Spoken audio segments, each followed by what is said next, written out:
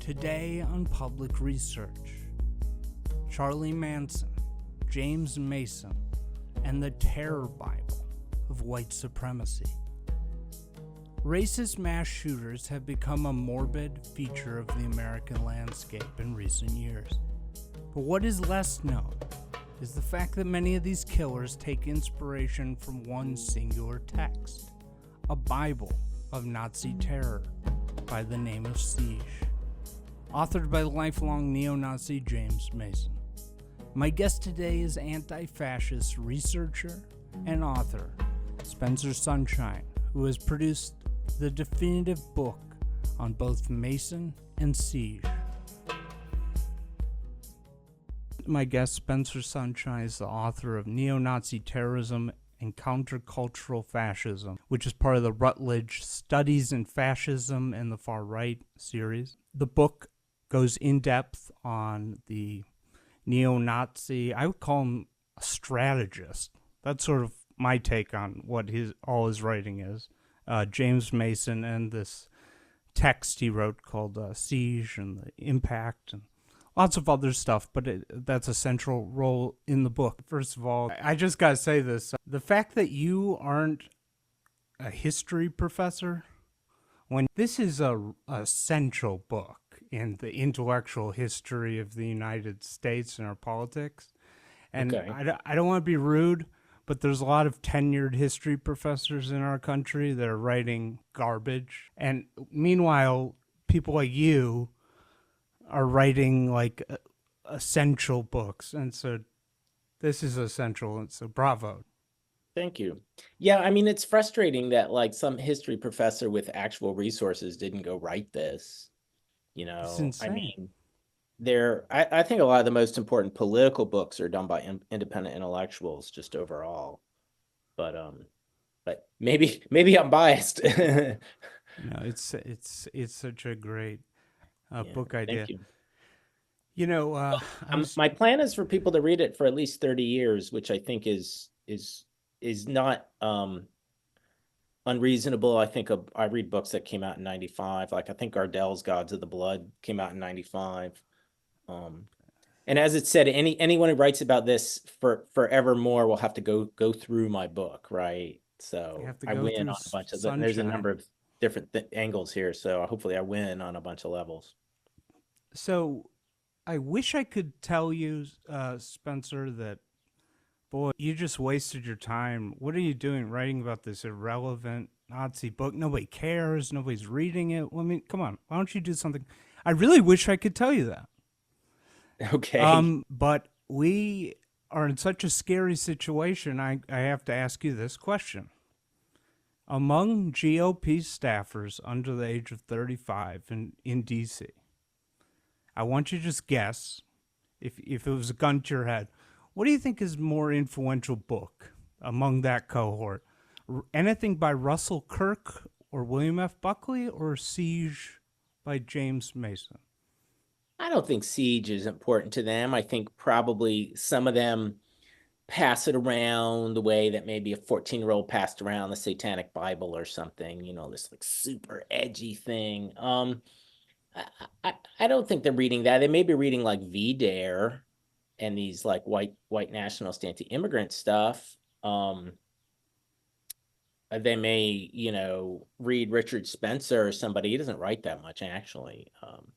You know, listen to white supremacist podcasts. I don't think the central figures need to, though. You know what I mean? I mean, they're getting their.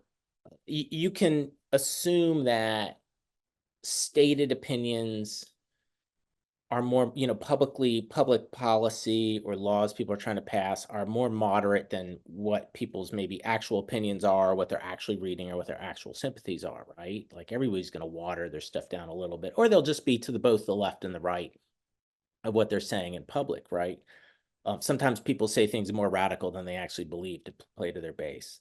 So I think some of the staffers are probably reading Siege quietly. I mean, people know what it is. So, But I would put my money that more of them have read Siege than The Conservative Mind by Russell Kirk. What do you think? Well, some of this is a little difficult because there's no central text. One of the interesting things about Siege is it's like a singular central text for a political current, right? And this doesn't happen that often. I mean, maybe with Marx or something, it happened. Even Marx, like how many people really read Das Kapital versus like the Communist Manifesto? Siege is a very singular text. On the more moderate far right, there isn't a singular text, and I think that books aren't so important these days to younger people, like, right? It's going to be there listening to podcasts and videos and watching, reading social media and TikTok and being influenced that way. I mean, obviously more intellectual people read books, but books have never had the centrality on the right that they've had on the left. Amongst neo-Nazis, it's been a little different. I guess what I'm getting at is when I was coming of age, the relevant, yeah, I love the guy Rick Perlstein, Nixon Land. The relevant historical books, cutting edge. It was talking about Goldwater, Reagan, Buckley, maybe a little on the Birchers. I hate to say this, I increasingly think that's irrelevant. I don't think these young Republicans, the hardcore ones, are that interested in conservatism. Oh, But I think your book is. I hate to say it. I think it's you're covering the new Goldwater, sort of for this generation. Yeah, I hope not. I hope not. I hope I'm covering like murderous fascists and like showing how murderous fascists can eat up allied or similar cultural movements that are willing to work with them, including Satanism, including the music scene. But it could be anything these days, it could be online gaming, just like edgelords, like online edgelords, trad wives, whatever it is. Show how they eat up these cultural movements, and show how the National Socialist movement works in America. It's just not been looked at. That's if I do write another book, I want to write a book about the history of National Socialism in America, which is now over 100 years old. So people don't quite realize it's a permanent political strain in the United States, but not very well understood. So hopefully I'm not writing a, a book about Buckley. That would be really, a lot of people would die if Mason becomes Buckley. if I had the coding skills, I knew how to scrape Twitter, and I could get like all the right wing American accounts of staffers. They're mentioning Siege a lot more than Russell Kirk these days. Really? Like Okay. a lot more. All Like right. What are they saying? they don't give a shit about William F. Buckley, No, they don't Barry care about that Goldwater. stuff is all there. Yeah, It's the far right now. Buckley was not yeah, a far right actor. Reagan yeah, was not a far right actor yeah, in this way. I yeah. mean, they're anti-Keynesian capitalists, they're social conservatives, but in a kind of today looks like a kind of tepid social conservatism. I mean, Reagan didn't really make strong moves to like illegalize abortion. I mean, there's a lot of rhetoric about that, but there weren't really strong moves around it. So, I mean, these guys seem mainstream centrists, center right compared to what's going on today. So what I was thinking we should do today is I wanted to screen share. I put together this PDF from Siege, and I thought it would be an efficient way to like go through some of the important people to discuss. Okay, so let's look at the chapters, if you don't mind. Okay. What's the most important chapter of Siege? That's a good question. The book is an abridged collection of the newsletters. There were, I believe, 72 newsletters. And so they cut up different sections. The editor, Michael Moynihan, cut up different pieces from different issues and combined them into these thematic sections. Uh, So it mostly does follow the book. It misses the arc of it, as it would have to, since different pieces from different times are put together. Whereas, for example, Mason gets a lot more pessimistic as it goes on, and he's less interested in guerrilla warfare. I would say for today, the most important part is the lone wolves and live wires, because this is where he really praises violence. And in this edition, because each edition adds more stuff, including Appendix 5, Death Throes, which I believe does not exist in like the first edition. So these are the two areas where they really praise, where Mason names and praises serial killers, mass murderers, sort of to some extent like mass civil unrest, um, that kind of thing. And that's been one of the most influential things today, where people are praising and encouraging these sort of mass murders like we saw in Christchurch, New Zealand, where 51 Muslims were killed, at the Tree of Life synagogue attack, where like 11 Jews were killed. So this is where he develops this idea of encouraging. I mean, this section in the book, he develops the idea before he even starts Siege of venerating and encouraging these mostly single actor massacres, single actor attacks. Yeah, I mean, could you sort of describe Siege as a neo-Nazi pro-terror manifesto? Sort Sure, of. absolutely. I Yeah. mean, that's Yeah. in a sense what it is. I mean, as you said, there's strategy in here and there's Yeah. like history and stuff, but that's what it is in the end. So let's start with Mason. He's from Chillicothe. Well, I'm gonna butcher it. Oh, I don't know Chillicothe. either. I was definitely corrected on I this. looked it up. It's south of Columbus, and it's about equidistance between Columbus, Ohio, and Cincinnati. Yes, that's Um, about right. In yeah. southern Ohio. So And he's got that sort of southern accent that you could find in southern Ohio. So, first, what's his parents' economic situation? Because I was watching a 2002 interview and he says, I took over the rental properties for my Mhm. family. And were they wealthy? I don't think they were wealthy. They were what they seemed to be well off middle class. Yeah, and I think it's Chillicothe, but I could be totally wrong as well. Ended up being a landlord. Later, he ended up wheeling and dealing furniture. He bought and sold Nazi knickknacks. That's how his papers ended up at the University of Kansas, through that line of work. He seemed okay off on his parents were, I think, well off, middle class, and he um I don't know, seemed okay in life. I'm sure he didn't make very much money. His focus was on National Socialism, but he never starved. Did you say that? So he joins the American George Lincoln Rockwell's American Nazi Party, I believe it was called, when he's like in his teens. But did you say he never met him? He didn't meet Rockwell. In 1966, he joined the National Socialist Youth Movement, which was the youth group of the American Nazi Party. And Rockwell was killed like a year later.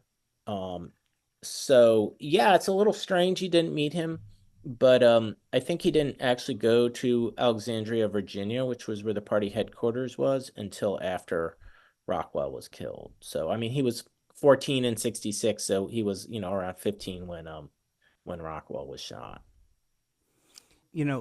Reading through the text, some of the words that keep reoccurring is that he'll say, sickening, revulsion. Those words come up a lot. Does he have in his childhood some experiences with African Americans or Jews that push his views in this direction? No, in fact, he says quite the opposite. He says when he was in high school, he didn't have conflicts with the other black students, or with the black students. He liked that they were sort of, as he describes the students cut ups in class, and were rebellious against authority. Where he was, there weren't that many black people. At some point, he describes later on that he got along quite well with black Muslims in prison, and he taught them about anti-Semitic conspiracy theories. He definitely works with Jews. He uses them. And I believe at some point he's like, I really just haven't had personal negative conflicts with Jews. And this isn't uncommon. You'll hear this story. Um, this isn't uncommon. You'll hear this story not infrequently. Like these are ideological, or they become ideological, um, beliefs about Aryan supremacy and anti-Semitism. They're not necessarily tied to. They're not like a one-to-one from real-world experiences. Like Christian Picciolini, um, who's a former neo-Nazi who now helps people get out of the movement, said he had never met Jews before becoming a Nazi skinhead. He had no thoughts about Jews, right? It just wasn't part of his world in any way. It's so funny. Yeah, anti-Semitism without Jews. It's an amazing thing. Well, you Yeah, find that all over the world. You yeah, find anti-Semitism in North Korea. I mean, yep, there's a very limited number of Jews, especially now spread out around the world. And right, anti-Semitism is deeply widespread. I mean, most people in the Middle East have right. never met a Jew other Or than in China. Israel. Yeah, They've just never met them. yeah. Um, so one thing I wanted to ask was, where has Mason lived throughout his life? He's in Ohio until I think 1992, and then he moves to a little town in Colorado, Los Animas, Colorado, and he lives there until he goes to prison in 1995, and then he's lived in Denver since he got out of prison in 99. He still lives in Denver. Okay, well, yeah, I gotta ask about why he moved to Colorado, which is I've done a bunch of traveling, which in my experience was less sort of diverse than North Dakota actually. Hmm. So I'm curious about that. I'm surprised. I assumed just from reading it that he had spent some time in L.A. just because he mentions the Tomasi guy so much. So No, I that's don't think he ever, if he went to LA, it was nothing he referred to in his letters. I mean, you never know if someone went somewhere, but no, he certainly never spent any time there if he went there. He wrote Tomasi. He had a limited correspondence with Tomasi. I think there are about a half dozen letters because Tomasi was killed shortly after their correspondence started. Was killed in 1975. He had broken off their parent party, which had been called the American Nazi Party, had changed his name. Tomasi broke off in 74. Uh, Mason remained in the party for a couple years. so as I've been thinking about Mason and I was reading Siege, I sort of view him as like, and he does bring up, the Russian Revolution a lot and sort of Trotsky, even Lenin. And he reminds me of like a sort of crank Marxist guy writing pamphlets, but a Nazi version of that in a Oh lot of yeah, way. Yeah. 100%. I mean, there's a lot of similarities. He even says at the when he was at the American Nazi Party headquarters, he spent some time there in Alexandria, Virginia, as well when he was a teenager. That the other Nazis said he would have made a great communist, and they're definitely. I mean, there's some very '60s stuff about this, and it is very much like a Marxist theoretician who's gone through split after split after split till he's a party of one, and then developing his own theoretical brand of National Socialism or Trotskyism based on the prior discussions that had been had, right? You don't always find this structure so much. And, sitting in his room, writing up his ideas on leaflets and passing them out and no one's listening, passing them out to other Marxists.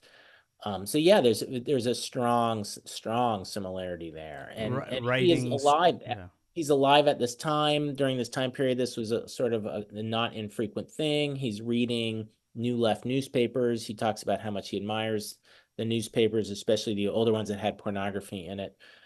He admires their layouts. He's a graphic designer. Did a layout of a bunch of magazines. Strangely, Siege is does not very visually appealing. It's almost all typewriter text with a red banner on the front. The actual newsletter issues, not the book. The book's quite well designed. So So yeah, very much parallel. Not just the same structure, but very much parallel to that. yeah, so one thing I want to try to identify with you are what are the sort of crux points in the development of his strategy or ideology. There seems to, correct me if I'm wrong, but my read on it, and you're the expert, so I'm probably wrong, is that, and we're looking at that picture of James Mason, and I believe kind of his That's Alan mentor. Vincent. Okay. Yeah. Well, he was sort of the underling. This is my sense, underling of this sort of straight laced. I think it might have been another guy not pictured here. In the late '60s and early '70s, and then Tomasi, he comes across. I'm not sure if he met him, but this Tomasi character in L.A. who is doing this like more laid back version of neo-Nazism, where like you could smoke weed, grow your hair out, bring girls to the headquarters, and that's like the first crux point for him. He's like, screw this goody two shoes stuff, and he like wants to sort of create like a Nazi hippie thing. Am I onto something there? Yeah, not Nazi hippie guerrilla warfare, underground, half underground, half above ground group. So I'll run through the first half of the book is a very detailed sectology of 70s neo-Nazis in the US. And I'd read a zillion intellectual histories of the left. And so I used a lot of that sort of framing to apply to this period of American National Socialism, because it did fit this period quite well. It was a framework you could describe this period in, because there were split after split after split, and often are on sort of, if not ideological, then strategic and tactical lines. So he starts off in the American Nazi Party, which changes its name in '67 after Rockwell dies, to the very unwieldy National Socialist White People's Party, the NSWPP, which I will call the parent party to save you from some of the acronyms. It's led by a guy named Matthias Kahl, who basically nobody likes. In the '70s, at least 10 different groups splinter off of it. The most famous falling out was with William Pierce, who later wrote the Turner Diaries, and who was Mason's mentor. And so Mason stays in this party, says, well, we didn't know what else to do after Rockwell died, really until the mid-'70s. Of the splits in 1974, and it's very straight-laced. Culturally, it's very straight-laced. They're like, we are a completely legal party. Anyone talking about violence is kicked out. They're very culturally conservative in this '50s style. Like Mason rails again and again against the haircuts. He says the leader Kahl was obsessed with haircuts and he can't stand that. And so Tomasi breaks off in '74, and as you said, he's trying to ape the new left terrorist groups like the Weather Underground and Symbionese Liberation Army, but also the kind of '70s hippie, '60s, '70s hippie style. So as you said, people could have long hair. They didn't dress in these uniforms like these brown shirts. They dressed in fatigues. They could do drugs. So Mason was very inspired by this, and Tomasi had a very good aesthetic sense as well. And Mason was super taken in by this. He had formed shortly thereafter a group called the National Socialist Movement, whose goal was to initially less a party than its goal was to try to push all these other splinter groups towards violence and guerrilla warfare.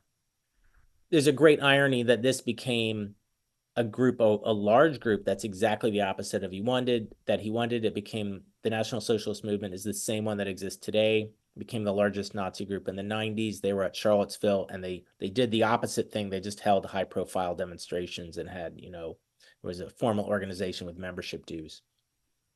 So Mason tries this for a few years.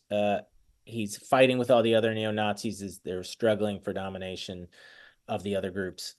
He leaves. He doesn't really know what to do. He works with this guy we talked about a second ago, Alan Vincent, just kind of doing fairly standard Nazi stuff. Mason was running his newspapers. At this point, that original group of Joseph Tomasi, the National Socialist Liberation Front, which Mason had joined after Tomasi's death, came back. They revived it. It had sort of been quiet, we'll just say, to save you some of this minutia. And they revived it. Mason quit working with Vincent in 1980. Siege was originally its theoretical organ, and then he breaks off of that group in '82. But what had happened is that, to back up ideologically, in the '70s, all of these groups they had broken off the parent party, were trying to decide which way to go. Like some of them were engaged in grassroots organizing. Some of them were engaged in violence. Some of them formed membership groups with dues and official structures, and they concentrated on propaganda. So they had different ways. Some of them held these high profile demonstrations where they like picked fights, and ended up in these ritualistic fights with anti-fascists. So Mason decided, and really pretty early on, he starts to decide this. By 1977, he writes a essay I point out in my book, The Case of the Heebie-Jeebies, where he already is laying out his schema that these things aren't working, and that no one will allow a neo-Nazi party to come to power. And at the same time, it's another thing I discovered doing my research. The first neo-Nazi massacre happens in 1977. There had been occasional killings ramping up starting in 75, and there become more and more over the next few years. One of them is this racist serial killer whom he had known, Joseph Paul Franklin, most famous for having shot hustler publisher Larry Flint and paralyzed him, but several others too. And so the other neo-Nazis were all trying to distance themselves from these like these mass killers. Mason did the opposite. He was like, well, we can use these people because these other strategies aren't working. We need not just a revolutionary movement in terms of creating a revolutionary guerrilla army. We need some kind of cataclysmic event that just smashes the entire system. The entire system goes down. And then the Nazis, us neo-Nazis, will have a chance to seize power.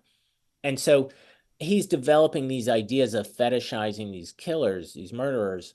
And then so in 1980, after he breaks out these other parties, after he's with the National Socialist Liberation Front, he controls, he's putting out the letter siege as part of that. He really develops these ideas. And then he gets, this is sort of turbocharged when he meets Charles Manson, who's the guru of a serial killing, his family, who are also mass murderers.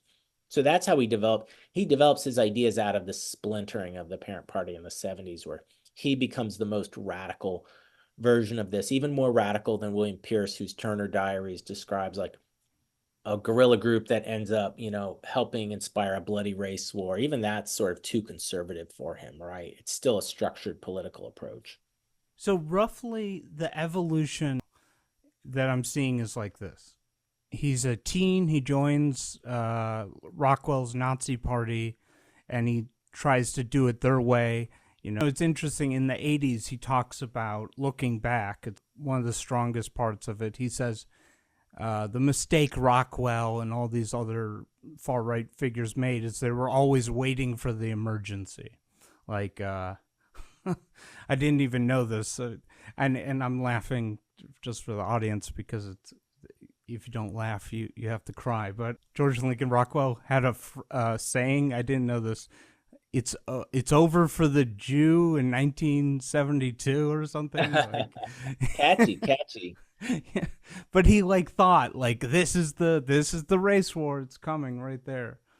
But so he was he played it their way, that phase. Then in the 70s, after Rockwell's gone, he gets disillusioned with the straight-laced Nazi groups. Tomasi, that's an evolution in his thinking. Mm-hmm. Tomasi dies, and then the next evolution is like the late 70s, when he's like, I love these serial killers. This is great. And yeah. So it gets into guerrilla warfare first, and then the serial killer thing.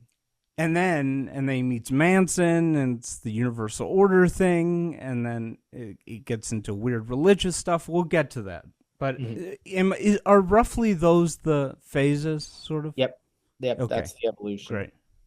Great. So he never meets Tomasi. No. That's so funny, because he writes about him like as the hero, like the example of what we all must strive to be, right? Mason was constantly looking for, you could call them father figures, or you could call them, just leaders to fetishize. So first it was William Pierce, first it was Rockwell, then it was William Pierce, then it's like Tomasi, then it's Charles Manson. So he's always looking for figures, and to a lesser extent all these murderers, to venerate. You know what I mean? And so yeah, Tomasi, he also this the fixation on Tomasi also allows him to establish a lineage, right? That he's not the first person to come up with these ideas, right? So it's like the same way Marxists are, with Hitler, Rockwell, Tomasi, Mason, or Hitler, Rockwell, Mm. Pierce, Tomasi, Mason. And now he gets to have that role, right? And Yeah, yeah, yeah, people come to him, and he's the guru now. He's the elder figure yeah. now, so he gets to take his place in the pantheon. Now, does Tomasi start Siege? Tomasi starts a paper called Siege. He has two. There are two NSLF papers. So there is one called Siege. They put two issues out of it, but it's not Mason's not involved in it. Okay. Uh, But he in takes the name from it. Tomasi, it's sort of striking. Looking at pictures of him, black hair, sort of looks maybe, you'd think he's Polish, Slavic, Italian, maybe. Yeah, Not, they called him the tomato head Fuhrer. Um, the police did, I think. He's rather swarthy. I think he was Italian, and like a lot of Italians can be quite dark. But only their family is all pure European. Sure, sure. yeah. Yeah, so he's no Aryan baby. And frankly, I don't think this is so uncommon amongst National Socialists. Oh, oh, yes, that is definitely true. So, what's your assessment of Tomasi? Is he a guy that Mason is just blowing out of proportion? What do you think of his? Is he some kind of intellectual? What's your assessment? Um, he's important to Mason, and he is an important figure in a way. I mean, he was a popular guy in Los Angeles. He was a very popular organizer in Los Angeles, and part of the break with the parent party is that its leader, Matthias Kale, was jealous of him very clearly. People didn't like Kale. Everybody's like he's an uncharismatic kind of bore. And Tomasi was a very charismatic guy. People loved him. He was a very effective organizer. I mean, he's pretty young. I think he's like 25 when he died. So this is happening earlier. Um, and it's not that Tomasi was so important to the National Socialist milieu of in the 1970s. He was certainly a known figure, but he opened a path that became the way that neo-Nazis or neo-Nazism developed. He was very important to Mason because he changed the way Mason thought of stuff culturally and tactically. And he really, when the Nazi skinhead thing came, and they created a whole generation of National Socialist and white supremacist organizers. Some of the older groups really didn't like them because they're very culturally conservative. And then the few groups that did embrace them got a big boost, Tom Metzger being one of them, but also the National Socialist Liberation Front under its last leader. So it was important. The move he made, the way he reoriented National Socialism and the open embrace of violence was important. So I don't think Mason is wrong to do it, and Mason is right to do it because that's his direct precursor. So of course he's going to talk about this. Like Mason's not writing the history of National Socialism in America. Yeah, He's writing he's propping his lineage and his ideas, and this is where his ideas come from. So I don't think it's wrong for him to do it, but that doesn't mean yeah, that doesn't mean a reader should consider Tomasi, to have the level of prominence in American 1970s National Socialism yeah, that you may guess from reading Siege. yeah. Looking at this newspaper clipping, it's a quote from Tomasi.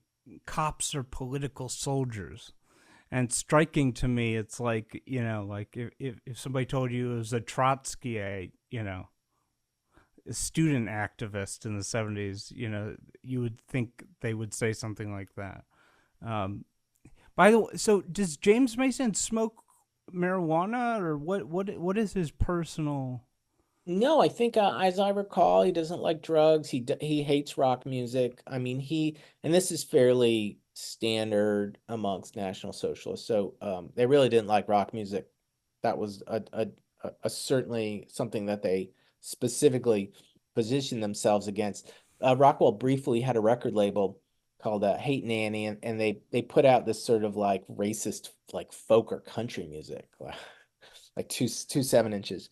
Um, and so no, I mean he does have other tastes out of the mainstream. For example, for Oh, early yeah. teenage and pre-adolescent girls.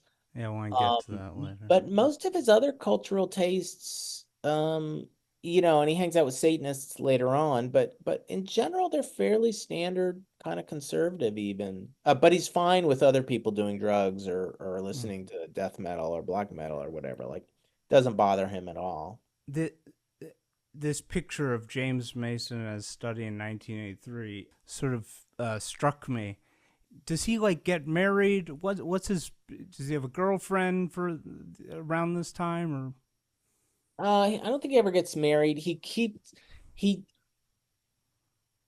to an extreme extent kept his personal relationships out of his letters. I mean, I Okay. read hundreds, if not thousands of letters Yeah. between him and all kinds of other people. Uh, He definitely keeps his personal life out of them. He's girlfriends. He's not an incel. Um, but I don't think he ever gets married, which is kind of funny. I think in the mid 80s, he starts talking about, when he's influenced by Charles Manson, how the white family is the building basis of the new nation. And it's like, yeah. well, yeah, except you're not married and you don't have Yeah. kids. Yeah. So, Pep. I don't mean to call him a Nazi though people have. But yeah, it's always struck me as odd that Pat Buchanan never had children. But but no, this picture, like like did you get a sense of like what is was this guy's like daily life like? Was it sort of like like the lonely guy? Did he spend? Was he a night owl? At his Nazi desk all night, or oh, when he was younger, he was more social. He was very involved with organizing events, and he had a good friend. Well, he kind of worked with this guy named Greg Hurls, who also lived in Chillicothe. And they'd worked together since the 70s until they had a falling out, I think later in the 80s, with him on Siege. I definitely get the impression that as he's doing Siege, he's becoming more and more isolated. And definitely he even says this. At one point, he says he's only in touch with like maybe a half dozen neo-Nazis. He tells his good friend Ed Reynolds, who he only met in person like a handful of times. Reynolds is the guy who's closest to him politically, and they have a very long correspondence. And Reynolds is mentioned many times in Siege. does he have siblings? It's a good question. I don't think so. I have to say in the book, I'm not so interested in Right, right, people's. right, right, right. It's an intellectual history Yeah, of both him gotcha. and the movement. So I can try But to answer these questions, but I'm yeah, not. It yeah, wasn't something I focused on. I yeah. don't But think he his had siblings. He never his mentioned. parents didn't like it, right? His politics, right? They weren't neo Nazis. Yeah, yeah. Okay. So, what did you get a sense of his media consumption? Like, what magazines he was reading, or Well, he read probably all of the neo-Nazi magazines of his day. Um, no, he doesn't. He doesn't rail about what's in the New York Times or something. He definitely reads the local paper, which he's mentioned in numerous times, and sometimes he reproduces clippings of them. There's a famous one called "They Hail Those Who Hate," which is after the serial killer Franklin's arrested, and the local reporter interviews him. Mason just loves that. But no, I mean, I think he's fairly narrow-minded about his beliefs. He's not very critical of them. It's like he spent his whole life in this little milieu and staked out his position, but he's not self-reflective about maybe my position's wrong. I mean, like for me, I have some very particular politics, but I always wonder, like, am I wrong in having these? Or yeah, how their development come from my own background? If I had a different background, would I yeah, have come to these beliefs? So how much are they reflective mm, of of my experiences or my identity, right? And he doesn't seem very ever reflective about these things. He's very sure of himself.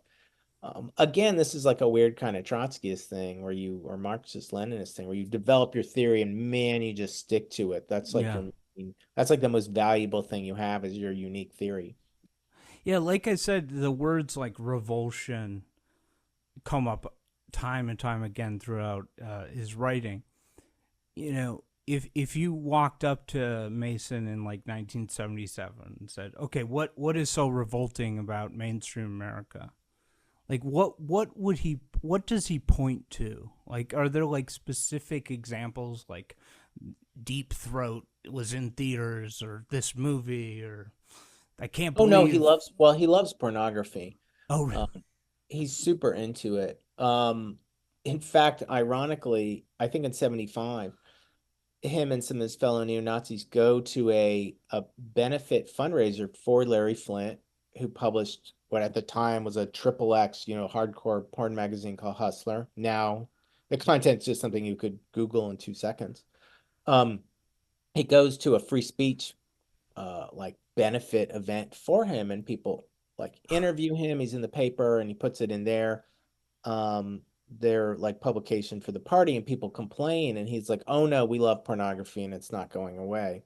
Now it's funny that his friend tried to kill Flint later on, and he's aware of that irony. So no, he's not against pornography. At one point he writes this interesting article against architecture of the day, this sort of that it's abandoned classical forms, that it all like looks like the shitty ticky-tack, cheap 70s like housing and building. I mean, I agree with it. You could totally read that in a yeah. left thing you could read in a left-wing publication. He wants classic looking things that are like beautiful, and he's right about that. So Well, but he usually talks these about Nazis race mixing and the okay. Jews, but some of it's in the abstract. So it's not he doesn't mention like specific TV shows, specific No, movies that no. Oh, really? no, no. Interesting. No, and he's not Interesting. like one of these people who's like they're obsessed with some like for example TV show and railing against it, but they're clearly watching it all the time. Yeah. Yeah. That's not him. You get the Yeah. feeling all he reads is neo-Nazi publications. That's fascinating. So, did you read this Tomasi book or pamphlet, It's a Strategy for pamphlet. Revolution? Yeah, and I think it's reprinted in Siege, I believe. So, the essence of the idea, right? It for Mason is the only way we're going to get to where he wants to go, like having this Nazi society, is you can't play in the system. You got to bring it down, Right. and shoot up, just destabilize it. It's and I wonder if you did this. Did you compare it to like jihadist texts? I don't know. There's that book Milestones by Khatib, but it is sort of there seems to be a lot of similarities between like sort of jihadist ideas and him. Am I off on that? I think we're talking about ISIS. It is depends who you mean by jihadists, you know what I mean? Again, the unique thing to him is that he abandons a guerrilla warfare strategy, right? Where you're like building guerrilla groups and maybe Ah, they're looking up and you're controlling territories and you march on the center of the government. He's abandoning that for something much more extreme. And in that sense, the ISIS stuff, where they're just fixated on these random massacres, becomes very similar, right? okay, I don't know about other Islamist groups. I'm right. not sure exactly who you mean by jihadist. Definitely different than like, the Taliban or Shiite groups, the Iranian regime or Hezbollah or Hamas or whatever. It's not similar to that. Although he does praise many of these groups. And he's praised Hamas recently. There was an interview with him, I think a week or two ago, where he talks about how much, he likes my book, and then he goes on to praise Hamas. So Oh, yeah, he's is told me he he? liked the book. Oh yeah, I know. I want to get to. Is he doing like David Duke and denouncing the genocide? I don't want Yes, to get he into that, but denounces the genocide. yeah, It's it's fun. amazing, denouncing the genocide of the Israelis, and then being a Holocaust Yeah, denier. yeah, it's funny. He's like, this is the real genocide. So, It's bizarre. So basically, like he looks at groups like Posse Comitatus that are sort of starting around this time, these sort of quasi militia things, and he's like, you guys are doing it all wrong. Just be a lone wolf. Just be just be brave. Go out there. and he, it's just crazy. Like, he just loves anybody in American life who is like killing or poisoning, or I mean, when he starts just, there's a whole section right here. Tim McVey, Hmm. Lone Wolves and Live Wires. Yeah, this is the one I He pointed out as being. Yeah, and he knows Franklin, who was Mhm. killing these mixed race couples and Jews and stuff At around the one point, he country. kills his girlfriend. You're just like, what? I guess you're just so used to killing people. You're like, ah, you annoyed me. I'm going to kill you. He praises this guy who looks like that face. So Frank Cowan, who's like Fred a Cowan. When I talked about the guy, the neo-Nazi who committed the first massacre, neo-Nazi massacre in yeah the States in 77, that was yeah Cowan. yeah the face. Yeah, you could see there's something weird going on. Now, is this true? Is that John No, Hinkle? That's not no, true. it's not true, but it was briefly thought to be true by the national press. There was an article in the New York Times, I believe. I think it was an AP story that made the Times right after, like the assassination happens and no one knows who Hinckley is, right? So there's like Yeah all events like nine yeah 11, like yeah everything, people are suddenly scrambling and yeah all these ideas come out. So somebody comes up with this picture that looks like Hinckley, apparently. Um, and it's briefly like for 1 or 2 days yeah seems to be plausible. There's an article in the Times, an article or two. And like I said, there was an article that was yeah. carried by Associated Press. It's quickly debunked. It's kind of ironic because it's a guy that Mason knows, but I don't think he had met in person, named James Whittam. Yeah. Um, May Brussel believed it. well, so Yeah. Mason believes it at first. I think at some point then says, "Oh, it's not true," but then again goes back and believes it. He's trying really hard to create to cast the net as wide as possible and claim that people are it's really racist and to some extent anti-Semitic murders that he's interested in. Right. This is a So little bit overlooked. If it's like serial killers who are people of color, Bernard Goetz, who was Jewish, who was a very famous case in the 80s, shot a number of black men who tried to mug him on the subway. He's not interested in these things per se, or only when sort of backed against the wall. He really wants racially motivated attacks because those are the things he thinks can it. Those are the things he think has the potential to jump up and down on a fault line, a racial fault line in our society, and start to create big cracks. this surprised me. So in 1981, he writes, "What Hmm. if there currently were 6 or a dozen Atlantas? The power to break the system does exist."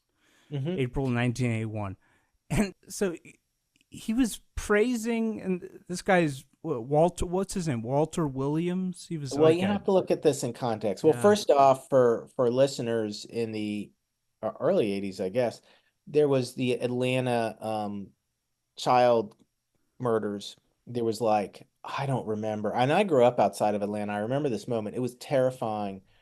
I forget what the numbers are, maybe more than 20 like children, black children who were murdered in Atlanta, strangled or whatever. And they couldn't find out who did it, and they were looking, obviously, paranoia is rising, reaching a fever pitch, especially amongst black people in Atlanta. This is Atlanta's after the civil rights movement. There's incredible white flight, so the city's very poor and very black. Someone's going around killing black children. There was a lot of worry it was the Klan that was doing it. And some people think one murder was, there might be multiple murders. No one knows what's going on. And he's writing this before they catch Williams, who is black. And so, because of the level of racialized, paranoia, and the black community is blaming the police, even though the police are like, really, they don't want this going on. If nothing else is pressuring them, and they can't figure it out. So he writes that before Williams is caught, who's black. So, There has been so some question about whether Williams was guilty, but he was caught and the killing stopped. And there may have been multiple killers. Or some people may have taken advantage of the situation to also murder one or two people. Like this often happens. Copycats get mixed in with the real serial killers. so what I'm imagining, and again, correct me if I'm wrong, is basically this weird Nazi guy who, by the way, we should mention is, surprisingly, he's well spoken, and he's not, he doesn't. It's strange. It's like if you didn't know who he was and you met him in like a diner, Mhm. like you would find yourself probably talking to him and not knowing who you're dealing with. See, he's just this weird Nazi guy living in Ohio, and and anytime he hears about something horrible happening, like a shooting at a gym or that somebody's poisoning Tylenol or killing children in Atlanta or riots in Mhm. Miami or something, he goes home and he excitedly, like, I just imagine him like 2 in the morning with the Nazi flag behind him and like, oh, if we could just have more of these riots in Miami and the child killing and the Tylenol, and we can bring it down and get the. Is that. Am I off on that? No, you're totally right. But I also think this is not so uncommon. There was like a 60s group called Black Mask, and they changed the name to Up Against the Wall Motherfuckers. And I remember I read an interview with the guy, or the autobiography of the guy who wrote the most extreme propaganda, this blood-curdling propaganda for the group. And they had these very intense, like street fight scenes, like, oh yeah, I never took part in the street violence. I just wrote the wild rhetoric about it. So yes, but also, yeah, I think a lot of people do that stuff. I mean, there was this guy, this guy in the anarchist scene, Wolfie Landstryker. His old name was Farrell Fawn, and he wrote some of the most extreme stuff. And he never engaged in any of it. You know what I mean? I mean, there are people who will engage with these things, but this guy, we have mutual friends. I asked my friends about him, and they're like, "Yeah, Wolfie's like a fantasist, right? He doesn't do these things." But there are people in jail for having taken his advice. Um, so yeah, that's pretty much Mason's MO. Also, I mean, I played this pretty straight in the book and talk about the evolution of his ideology, and like there is a logical argument he makes about praising these serial killers, et cetera, and taking the system down. But it's pretty clear he's just fascinated with these guys too. You know what I mean? He Hmm. just loves extremes for their own sake. Like you can, in practice you can't separate this. It's just very cool. He's titillated by it's very obvious he's titillated by all these things.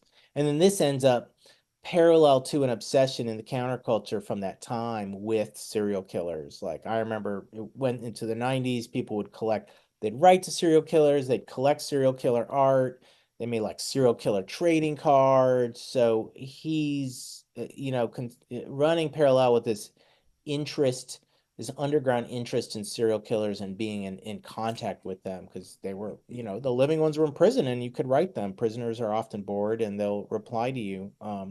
I wrote one guy in prison. He was the second head of the National Socialist Liberation Front. We had a fairly long exchange. He was I very hear. happy to talk to me. He was in jail for 25 years for pedophilia. Yeah, yeah. I want to get to this. Like, what was his take on Gacy? I don't Okay. remember that he said much about Gacy. Well, Wait, he was Gacy one of the the gay clown. killers? Hmm. Yeah, clown, Chicago clown. Yeah, Right, but wasn't he was was he gay. gay? Yeah. Yep. I don't remember that he actually talks about Gacy. Let me look real Well, he quick. shows the pictures of him. Well, okay, but what's in Yeah. that book is not Yeah. necessarily he dismisses Gacy, as I recall, because Gacy's gay and he's killing gay men, and Yeah. that's not going to forward his agenda. Yeah. Right. So the Yeah. thing is with the book, these different editions of the book, other Yeah. people they're Ah. adding clippings, newspaper clippings in this case, and they're not necessarily related to the text, or they're Yeah. not in the first edition. I don't think the Gacy's in the first edition. There's several different editions, so it's hard to say. So eventually he ends up, he loves the titillating, naughty stuff, Nazism, serial killers, and eventually he finds Charles Manson. Yes. Now, did he also not meet him in person ever? No, he never meets him. At one point, he's going to Wow. go and meet him, but Manson calls it off. He can't. He claims he can't get a private room. He wants a private room to do the interview. Although, maybe Charlie just was. getting done with him or wasn't interested. Now, I'm really kind of angry about what Mason did to Manson because, yeah, obviously Manson's a horrible guy. Don't get me wrong, but I've always thought he was because I have a dark sense of humor. I've always found him really funny. Mm-hmm. Like, and I understand why he had a cult.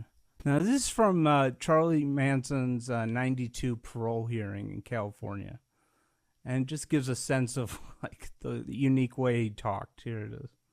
You have folks, but you don't understand. Each one of you is somebody. I am nobody. I'm nothing. I'm now. I've been now all my life. My mother went to prison and left me.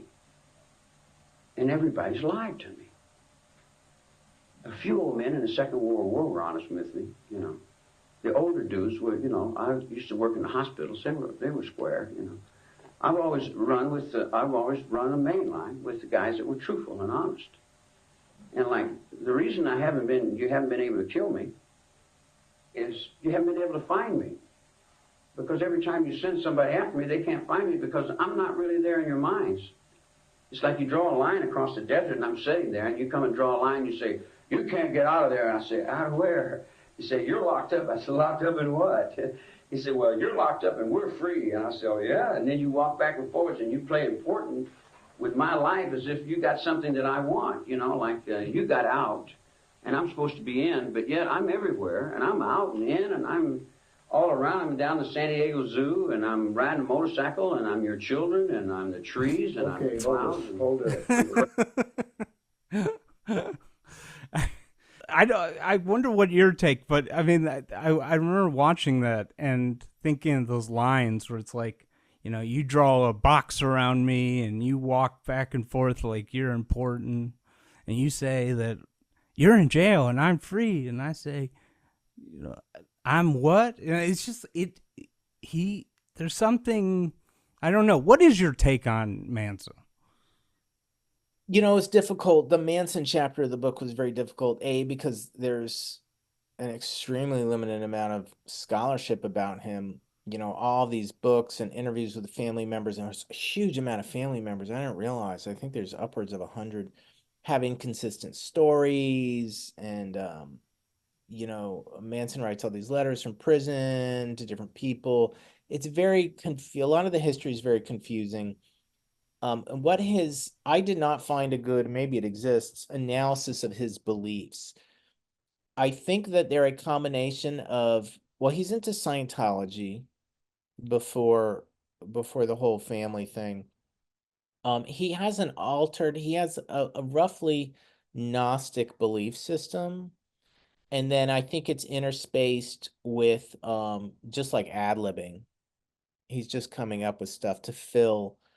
And then there's a dialectical element where he's like, he thinks that the world, for example, and he talks about this a bit in here, the world outside is really a reflection of what's going on in prison. So, for example, he thinks that because he came up with ecological ideas in prison, the environmental movement was spurred by that. And so this is some of the like, you're outside because I'm inside, right? And he also thinks of following Gnosticism that like we sort of live in a false world, but you can get in touch with this underlying truth, you know, which he calls a reality.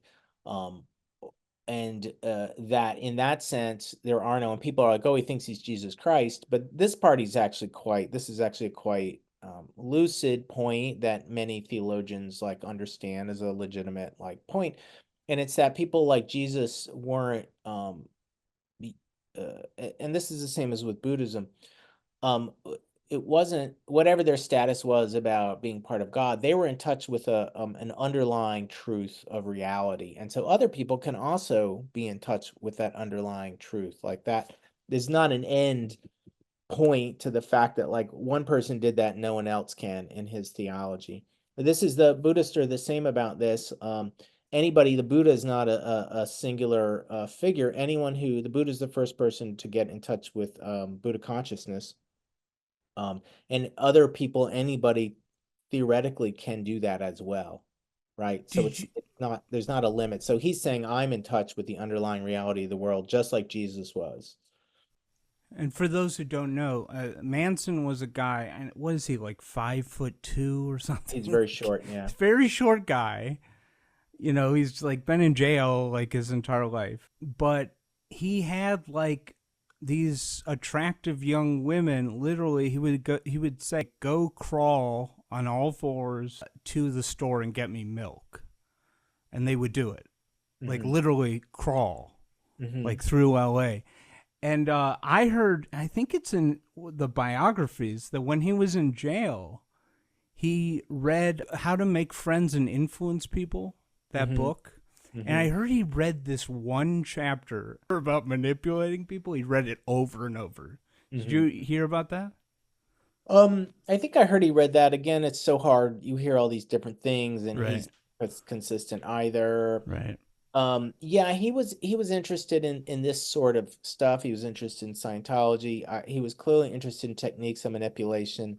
He, most of the family members were young women. They're incredibly naive. You see interviews with them now. They're still just like the most naive people. And he manipulated them. He was like a deep misogynist. And there's stories about him raping the new women of the family in front of everyone. While the family watches, he slept with all the members, all the girls that he wanted to. This was like a core part of it. And he controlled them. He had been a pimp previously. And so he knew these techniques. He got young, gullible people. There was this whole, process, this deep bonding between them. They would do like tons of LSD and have these weird group activities. So yeah, he created a group structure he could control, and that's what he did. I forget which celebrity, but they had a story where like the guy did acid with the Manson family, and like he literally just like went to the bathroom for a second, and like Charlie Manson comes in, he's like, "We don't leave the group." I can see that. So this is fascinating. So a character that comes up, Nicholas Schreck, makes a movie about Manson called Charlie Manson Superstar. Charles Manson Superstar. Yeah. Which is on YouTube if you want to watch it. And he brings up Mason. Yep. It's weird that their names are so similar. I know. I even messed them up in the book. I tried to write Charlie in my draft, and like you have to change it to Manson, and so I had to search every instance of Mason and Manson, and I even messed them up. And there might be some in the book. I take full responsibility if that happened. It was a brutal thing to both fact check and proofread. So this is fascinating. So Mason like praises him like he's a god, and then we'll hear Manson's reaction, which is interesting. Called Tate killings, and I was a teenage kid sitting at home watching the news, and the word flashed. A bunch of Hollywood types had been killed out there, presumably by genetic combination, as with Adolf Hitler. Oh, here it is. Yeah, but it has come from the people, from the blood, and it is a fortuitous genetic combination, as with Adolf Hitler. Who could have predicted Adolf Hitler? And who could have predicted Charles Manson? Coming from, a 16-year-old runaway, unwed girl in Kentucky and West Virginia, no education, and look at the impact he has today. Leader is a convenient term, and so is family. Okay, so by the way, he has such a Southern accent for Ohioan, but I know it's different Southern Ohio. Now, here's we just played his voice. I mean, part of I think his appeal is that he speaks with such authority. Yeah. Right? Like it's just obvious what he's saying. And he's just like deep. I think he's got this deep sonorous voice. And he's a fairly good stylist. So there's a presentation of very unquestioned authority here in the way that he presents himself. Right. Yeah, no, I agree with you. Now, but this is so fascinating. So Nicholas Schreck, who we'll get into in a second, goes to interview Manson in the jail, and I presume he brings up Mason. And this is how Manson reacts. Designed this logo for the universal order, but clearly separates himself from the fray of left-right dichotomy. I wish you'd send James a copy of this and tell him if he had them swords, I just reach and take them swords and I break them and pull them down on his feet. You dig what I'm saying? And I tell him, now stand at attention when I'm talking to you. That's where it comes from. It didn't come from no fucking book. Stand up or I'll knock your fucking brains out. You dig what I'm saying? Handcuff the son of a bitch down there and let me, I'll show you how I interrogate the motherfucker. You dig what I'm saying? I'll interrogate you. I'll reach in your brain and pull your fucking soul out and throw it on the floor. I'm tired of this bullshit, you dig? And all these... What's he saying? Do you have any idea what he's saying there?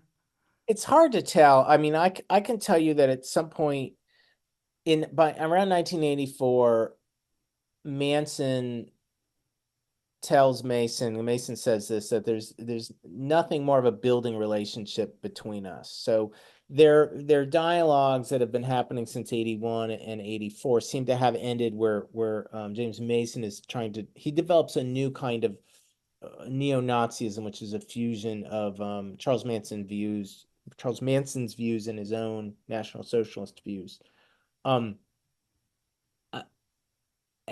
Early on, he has a split when he splits with the National Socialist Liberation Front. That the fourth leader, Carl Hahn, accuses him of trying to turn the NSLF into the political wing of the Manson family, which I think is true.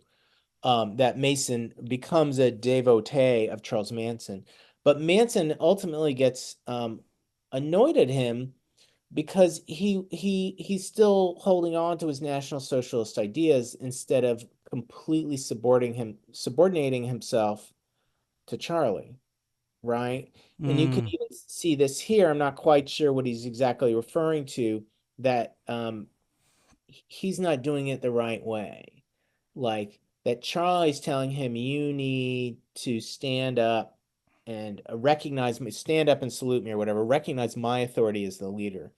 And that Mason always has another agenda and refuses to completely subordinate himself to Charlie. And I think that's why they finally no longer are in touch. I think by 89, I talked to there's a huge amount of letters they exchange, and I didn't read them all for the book, part in no small part because Charles Manson's handwriting is atrocious. Even when the family members were like, yeah, you get a letter from Charlie, and the first couple days you're just trying to interpret his handwriting, and then the rest of the time you're trying to figure out what he's saying. Right. And that their dialogue peters off after Siege. The newsletter is finished publishing. It peters off around 89. I want to play some more voices. People that run around and play acting like hoo gaga and playing all that shit, they better get in line or get off the motherfucker. Okay, so just for listeners, he when he says the people play goo goo gaga, he does a Nazi salute. So he's talking about Nazis there, I think. Dig what I'm saying? Lynette Fromm has written. I have no idea what this means, by the way. As for Manson's revolutionary... This quote that right here. Right-wing cause, I believe that if Manson had wings, he'd have at least two of them, and a substantial soul self in the center. What the hell does that mean? I have no idea. She talking about the two wings, is right wing, left wing? I guess. It's hard to tell. Manson's yeah. vision of order in the world surpasses any simple. Go ahead. I mean, I think part of this, I don't know if it makes sense to them internally, but some of this is like a kind of speaking off the cup of improv. Yeah. And you have to understand part of it is improv, where they're trying to decipher. No, they're trying to throw you off from having a coherent understanding of what they're doing. I think he for sure is doing that at times. It's interspaced with his other more coherent views about Gnosticism. So it's very hard to tell sometimes what these people are doing. And like I said, I haven't run across somebody who's tried to look at what they're saying on the surface, right? To actually look at their ideology and do a real analytical breakdown of it. So I'm curious about the letters because I always just thought Charlie Manson, like, he's just like a beat poet guy, you know? But in the letters, do they go into like, does he communicate like this? Is he like, I'm a freight train outside and you're, I think or well, I didn't read yeah, the letters, like I said, yeah, but I have yeah. read Oh, letters okay. from him. They're reprinted. I mean, he wrote a lot, the Yeah, entire time he was in jail, and he just died. He died while I was writing the yeah. book. Um, Wait, yeah. uh, I think I think he's like this all the time. What do you think of him as a speaker? I mean, he's really striking. He is very charismatic, Yeah, clearly. People are fascinated with it's him. I mean, not just the interesting. family, people afterwards. So, I mean, he's interesting. I'd be lying if I didn't say I found him an interesting character. I mean, like Shrek, who made this film, calls him a shaman.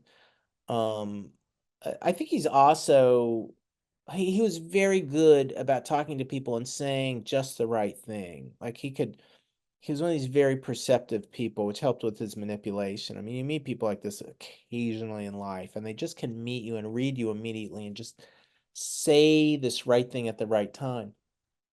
Um, and so that's like going for him, right? But yeah, he clearly has a draw both in person, had in person, and in general. Like, but people, he could be, this is what I was going to say, he could be what people wanted him to be, but he can also, like, when interacting with them, but we can also see in him what we want to, partly because he's fairly incoherent.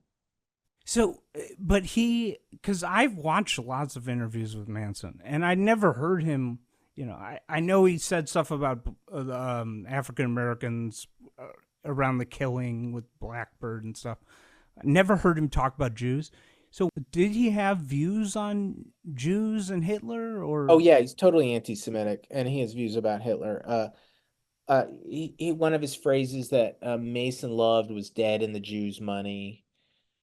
He talks about Jews being bloodsuckers. He's into Gaddafi, the former Libyan dictator, because he's not under control of Jewish and Zionist money. Occasionally he says Zionist, but it's very clear he means Jewish. He talks about Hitler being kind of this great figure. So yeah, he talks about all this stuff. I mean, his followers don't particularly want to up. I mean, the people who write books about him don't particularly want to upplay this part. You know what I let, mean? let, let me guess? Is part of his hatred of Jews something to do with the music industry? I I'm sure that's in there somewhere. I can't remember if there's lines about that. I mean, it's just a kind of you really do. I don't like to dismiss this, but you do get the impression it's a sort of uneducated anti-Semitism he was exposed to. And they knew I had the tunes, and they were scared of him. He is That not kind a of good thing. Oh yeah, musician. it's horrible. People are like, oh man, and it is a true story apparently that one of the Dennis. Beach Boys songs was taken from him, Dennis Wilson. That the family stayed at Dennis Wilson's house for a while. Wilson was very into the fact that basically he could sleep with any of the family members, the Manson girls he wanted to. Um, and then finally like got they was too much and he kicked him out. But he took, I think, in trade one of Charles Manson's songs and made it into a Beach Boy song, which again isn't very good. I mean, I've listened to Manson's music. I think it's totally uninteresting. I don't think he was a good Yeah, it's musician. horrible. He's like a really incompetent version of like a mix of Hank Williams Sr. and folk. But if you didn't know how to play it all. His music is also the few of, songs I've listened to is horrible. No offense, is Nicholas Shrek. Oh, yeah, yeah. Radio Werewolf is Shrek's band. It's horrible. At first with this other guy, Evil Wilhelm, and then with Yeah. Zena LaVey, who he marries. Not worth listening to. Yeah. And so Manson writes a letter to Reagan in 1986. Oh, yeah, Is it's an that? open letter. Yeah, and then about environmentalism, and then Mason reprints two of his letters, this one and another one, in a little pamphlet called I forget the exact name, Drugs, Sanity, and something. Um, so yeah, and his Manson's, it's so confusing. Environmental views do rub off on Mason at least for a little while. So let's talk about this image. What do you know what that means in German? The pamphlet's called Drugs, Power, and Sanity. Just to what does this mean in German? Das We're looking at a picture of Jesus and Jesus cross turned with a into wooden cross, a yeah, swastika-looking cross, and a guy with a swastika armband. I turning don't it know what into a is he drilling a swastika. hole in there? Is this from? I forget where this is actually from. It's something from it's about the universal order. Are you looking at Siege though? Yeah, Are you looking at the this is book? these are all from the final edition. Yeah. Well, see, so much stuff got added in here. Oh, It's okay. hard to tell. Like Okay. I don't know German, and I don't. My German is too Right. shitty to tell you what that says. As you can see here, there's a picture of Hitler, and he says at the bottom, all put together have not affected the way people think and feel as much as Jesus Christ and this man, Hitler. He will be remembered as long as men are able to remember anything. Now, so what is this universal order? There's some connection between Jesus, Hitler, and Manson?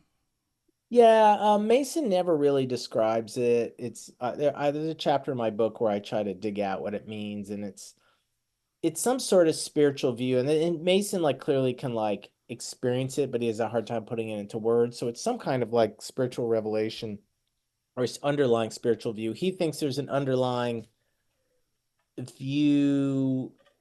He thinks there's an underlying reality. The world we live in, it's a Gnostic view is perverted by the Jews. It's a sort of false world, but underlying it is this sort of real world reality with a capital R that can be experienced. That and again, this is an extension of Charlie's views that Jesus experienced it, Hitler experienced it, Charlie experiences it. They can get in touch with the underlying natural order of things, right? As opposed to the false order that we live in. And then somehow this is like the National Socialism is an example, an attempt to implement this natural order into our everyday lives. And what is Mason? Does he believe in the Khazar theory that a lot of anti-Semites like, which says that the Jews today they're not the actual Jews, or does he not? I don't. Well, he changes some of these views. I don't recall him ever referring to the Khazar theory earlier on, but he may later as he gets into Christianity, because this is a more a common thing amongst the Christian identity or whatever, because they rely on the Old Testament and they have to explain why the Jews of the Old Testament are not the Jews of today. All right, so we got to talk about, is this guy a hypocrite? Because that's one thing I noticed. I was researching. You talk about, how much he hates the Jews. The Jews are just horrible, racial alien, et cetera, et cetera. And then, literally, like 3 sentences down, he'll be like, to quote Trotsky, Jewish guy. Mm-hmm.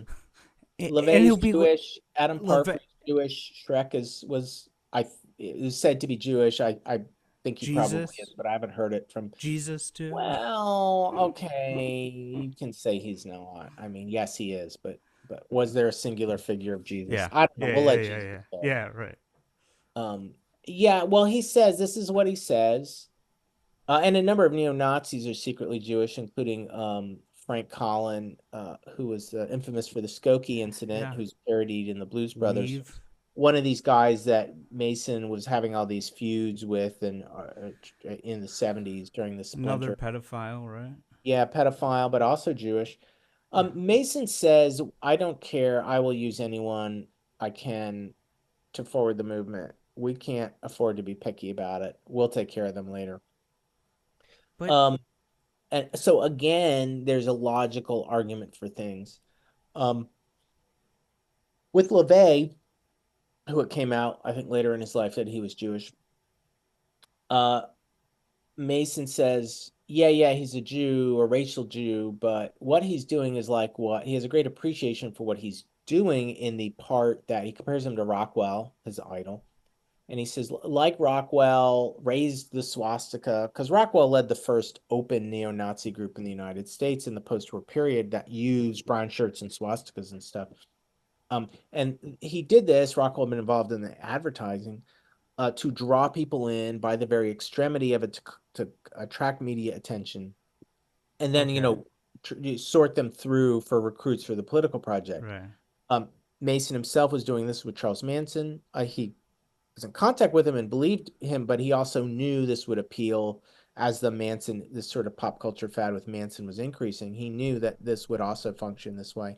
And so he appreciated that LaVey was doing the same thing. LaVey was using this idea of Satanism and the whole like naughty thing around Satanism to draw him into the Church of Satan, which had a very kind of different, and I'm going to be real frank, stupid ideology of might is right, and that dumb people should be culled out of the world, and there'll be a satanic master race, and like anything we want to do, we can just force on people. There are no ethics. I mean, it's a crude and artless idea, but that's the driving idea behind the Church of Satan. It's almost like the Satanist part is almost for the rubes. Yeah, so he has these relationships with Jews, as we'll get to in a second. Actually, a Jewish guy has a very crucial role here. But so let me put it this way: if a bunch of young Gen Z Nazis went to his apartment in Denver, okay, and he was alone in his kitchen with one of them, and the kid said, I'm not Jewish, but my mom is, or something, but Well, I then hate he's him. Jewish. Would he be like? Would he just start staring and be like, "Get him out," or what? How extreme is he? No, I don't think he. Like I said, he was happy to work with and use people like Adam Parfrey and others. I don't see why he wouldn't kick the guy out, unless he thought he was an infiltrator or something. Maybe I'm not even sure then. No, I think But he's like, well, as long as you help the movement, it's fine with me. We'll okay, take care of you. I mean, there's this idea, he doesn't say it. Tom Metzger will say this to people, and I think it's the same. And Metzger is close to Mason, the same idea. We'll gas you last. huh? Okay. So basically, what? So the years. When does the Last Siege thing? When is it written? 86, summer of 86. Summer of '86. Okay. And the book comes So out in spring of 93. and it's just amazing. Adam Palfrey, a Jewish guy who is running a art magazine in New York called Exit or something. Yep. He discovers Mason, and is he the most important guy in creating what we know today as the Siege book? No, the most important guy is this industrial musician named Boyd Rice. Boyd Rice, yeah. Rice contacts Mason first. Rice is this twin obsession that was not uncommon amongst the industrial culture scene with Adolf Hitler and Charles Manson. Basically, he hears that there's this neo-Nazi who's friends with Charles Manson and thinks he's the new Hitler, and contacts him. Rice then introduces him to Parfrey and Michael Moynihan. And so Rice is, in a sense, the key figure because he's the one who finds Mason and he introduces him to Moynihan. And then Moynihan is the second part of it because Moynihan edits and publishes and distributes, figures out how to publicize and distribute Siege. Parfrey plays a role, but he could have been done without. He is interesting. He's the first person to publish Siege or publish Mason outside of the neo-Nazi milieu in this art magazine called Exit. Then he starts a press called Amok, and he prints Apocalypse Culture, his own edited anthology, which is the first book Mason's in. And then he also prints the Manson File, which is the second one outside of the Nazi scene that Mason is in. And the Apocalypse Culture, I think, just has like a flyer of his. But the Manson File has several pages of his stuff. And then they stay in touch, and Parfrey helps him out with various ways, like buys stuff off of him and helps tell him how to do publicity, and loves Siege and says he'll help with the second edition. But after that, Parfrey actually, he ended up his press Amok folds, after a few years, he had a falling out with a guy who ran Exit with, and he has a falling out with a guy who ran Amok with, and he forms Feral House Press, which became very famous. It still exists today. They reprinted the Manson File and Apocalypse Culture. And he originally says he'll do a book with James Mason, first on Amok and then on Feral House, about George Lincoln Rockwell. But then he backs out. He's getting a reputation as a neo-Nazi publisher, and he doesn't want that because he wants to make money. He ends up, some of his books end up being films. He's quite successful at the end of his life. There's a big obituary in the New York Times for him. Doesn't mention Siege, doesn't mention Mason, just mentions in passing he had some, poorly thought through connections or something. So Parfrey is, and mostly important because he's so famous. He was the most famous of the people who helped Mason, and he did publish him. He was an early publisher of him. So he helped sell him. He was definitely the first step in selling him to the counterculture of the 80s, whereas Rice shied away from ever doing this. Rice was definitely very active behind the scenes, but did not put in public that he was friends with Mason or in close contact with Mason, which he was. So Parfrey writes his letters and he's denouncing Jews in them? Oh, yeah, he's totally anti-Semitic and racist. It's really kind of stunning. When I found the letters, I knew who Parfrey was. Parfrey and I had a number of mutual friends or acquaintances, like a significant number, because I was very involved in publishing, radical publishing in the 90s. And he lived in Portland, Oregon when I lived in Portland in the 90s too. And so his letters in the archive, there's 60 boxes of Mason's correspondence at the University of Kansas in Lawrence, Kansas. And they're arranged in reverse order chronologically. And so I read the letters between them from Parfrey first in the 90s, I think, or maybe the early aughts they end, I forget. And they go down to the beginning, and he gets more and more racist and anti-Semitic till, like, the first letter is just like, whoa, dude, like, what the fuck is this shit? Like, it's off the chain. He's ranting about Zog. He does things like he calls Michael Jackson a monkey. He's denouncing, he's like denouncing miscegenation and race mixers. It's really kind of wild stuff. Does he tell Mason he's Jewish? Yes, he does it at the very beginning. Mason doesn't care. I actually just was talking to somebody who was Parfrey's cat sitter in the 90s in Portland. And I had met this woman previously through mutual friends. And she's like, oh, yeah, I was friends with Adam. And I was like, that dude was like a racist and an anti-Semite. And she's like, oh, I don't know. He's always cool to me. I kind of heard this stuff. And then she read the book. And all these things I'm saying are basically while she's hanging out with him in the 90s. And she was just like, she's Jewish. She was just like, whoa, I did not know this.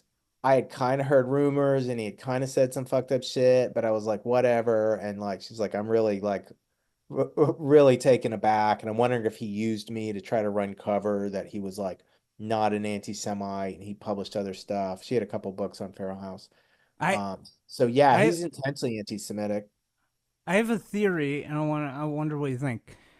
A lot of these Boyd Rice and these interviews and letters, like, for instance, you mentioned, I think, Mason, like, thanks Adam Parfrey, maybe in the beginning of He's thanked in Siege. He's thanked in the first edition of Siege. Yeah, absolutely. And I was thinking about it. I was like, oh, well, this is like the late 80s. Like, maybe they didn't know the internet was coming. Do you think these guys, like, didn't see the internet coming and thought, like, well, no, side of my life we'll never know? Well, for sure. So Moynihan, the editor of Siege, I believe, is the one who publishes the thanks list, and he's gets a job working with Parfrey at Feral House and publishes his famous book Lords of Chaos on Feral House. So, so they're closely connected. Yeah, I mean, I don't. Not just did I'm sure not. I don't know who thought that. Did I think the internet was coming in the 80s? No. But I'm sure they also did not think that their letters would end up in a public archive. I mean, these are private letters between people. Yeah, like when the Boyd Rice is doing, like, whatever, the public access Metzger interview. So this was an interview in 86, and it got digitized and put online a number of years ago now. And I believe Rice has never commented on it. Because there's a famous picture of him in 89 with this Nazi skinhead leader, Bob Hike of the American Front. And he's always tried to sort of like downplay and dismiss this. And like originally he was much more upfront that he was pals with Hike and hung out with him. But as the years went on, he was just like, oh, he's a dude I only knew for 15 minutes. And it was a sort of one-off jokey photo shoot. And then this interview with Metzger, which he's astoundingly racist, came out 3 years earlier, and it really like shows that he was involved in the scene a long time, that he can't get beyond this. Metzger saying things like, I think this is a new form of industrial music's a form of like all white. It's the first all white music in many years, and it's the theme of a new white revolutionary like culture. And Rice is like, oh yeah, well, yeah, I think that too. Spencer, I've been getting into like EDM recently, and so I was watching that when you did the YouTube video on it, and it was just so funny to hear like Mitsko like, this is gonna be the white man's music, and it's like you look at Coachella today, it's like the most diverse, Well, I don't know that a lot of this stuff came out of industrial music. I mean, there was electronic music clearly before this. I mean, industrial is pretty atonal and like extreme. Although some of the musicians later did move towards this sort of what's becomes EDM and stuff later, like more dancey electronic stuff. Like when Throbbing Gristle split up, Chris and Cozy definitely move in that direction. For example, yeah, they were probably thinking of Kraftwerk. Probably or something. Kraftwerk exists earlier. So industrial is, I mean, that's, I think, fair that this is a atonal avant-garde based music that comes out of Europe. I'm not sure that that's unfair, although there is, you can listen to music from other cultures that has, there's like drony music that doesn't have, European chord progressions. You can find in India and in Africa and North Africa and stuff. So, yeah, I mean, that's not such a crazy statement, but the crazy thing is he ties it to white racist, white supremacist politics, and Rice agrees with it. So what you're referring to, I have a video online. It's on YouTube called Boyd Rice Neo-Nazi Collaborator. And I have the whole text, a transcription of the interview up on radicalarchives.org, because apparently it keeps being taken down from the internet. I thought he said electronic music. He does. That's what I was thinking. Yeah. He does, I was but he's thinking referring like to DJs. industrial. Right. He's not thinking of all electronic. And if you want a copy of Yeah. this interview, I do have this is a very funny. I ordered a DVD from Tom Metzger. I got it like 2 weeks before he died. And I can file transfer you anyone a copy who wants it. It's quite an astounding thing. Right. So, what is the deal with the pedophilia in this Nazi circles? Like, obviously, let's just say, like, there are pedophiles of every race, every religion, every region, right? But there seems to be, like you were saying, like, they were putting, like, child porn with Nazi stuff, and what's going on there? There are a lot of pedophiles in the neo-Nazi scene. And the greater far right. Like, you look at all these QAnon people, and they're constantly being busted for sex crimes against children. I don't know what drives it. Like I said, Frank Collin, who was important in the Skokie incident, was a pedophile. Mason's a pedophile. He was arrested several times for taking nude photos of, I believe, 15 and 16-year-old girls. In his letters, he talks about how he's into pre-adolescent girls. One of the more extreme things, he says there should be talk shows with white father-daughter couples where they say just how much they love it, love having sex.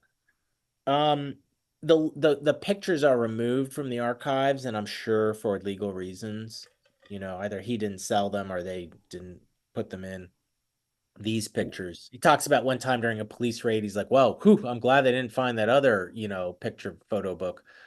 And you find this all in this new wave of the Adamoff and post-Adamoff and neo-Nazi, terrorists, wannabe terrorists. It's gotten to the point that some of them are intentionally exposing themselves to child pornography and things like beheading videos to sort of like harden themselves and make them heartless, obviously in preparation for committing massacres or something, or being beyond ethics. And so that's causing them to get arrested too. Or when they're arrested or raided, then they're like arrested on these child porn charges. So this is becoming more and more common. Yeah, I can't really tell you. I haven't read a good theorization about why this is linked. I mean, there's an obvious the obvious thing of two taboo things getting linked together. I mean, if you're already a Nazi, why not get into child porn and vice versa? But I couldn't give you a good psychological Maybe, reason for this. and maybe the not Hitler sort of loved the Romans, and the Roman pedophilia, maybe. But Well, but I don't. You could use that for any Yeah, militaristic movement. right. Wait. You said something. You said that Mason thought there should be TV shows with. I'm sorry. Can you? Yeah. What'd you say? Hang on 1 second, and I'll Yeah. read the quote to you. Yeah, it's really kind of wild stuff. What he says, I've noticed a lot of, quote, abuse and, quote, incest type themes on shows like Sally and Phil. What they need to produce are a few father-daughter teams where both parties just swear by it and love it all the way. And there have to be as many of those as there are the other kind they like to parade on TV. I can't see anything wrong with producing a healthy white child regardless of how it gets produced. And there are some really aggressive 12-year-olds out here and younger. He says this in a private letter, just to be clear. But these are his views. He was, again, arrested several times. This has created splits amongst the post-Adam Waffen members who, are like, do we want to be really following a pedophile? There was another scandal that created another split. He was like sleeping with somebody's wife. So yeah. But it wasn't. He wasn't into young boys, only young girls. No, only young girls. Although Manson was bisexual or whatever, had sex with men. Did you say Mason traveled abroad for this stuff? No, I don't think so. Okay. I don't think I saw no evidence he left the U.S. Although before 99. So in the time Siege was published, the book came out, and then he went to jail for 4 years between 95 and 99 for menacing his ex-girlfriend with a gun because she was going out with a Latino guy. Through that period, I didn't see any evidence he left the States. He may have later.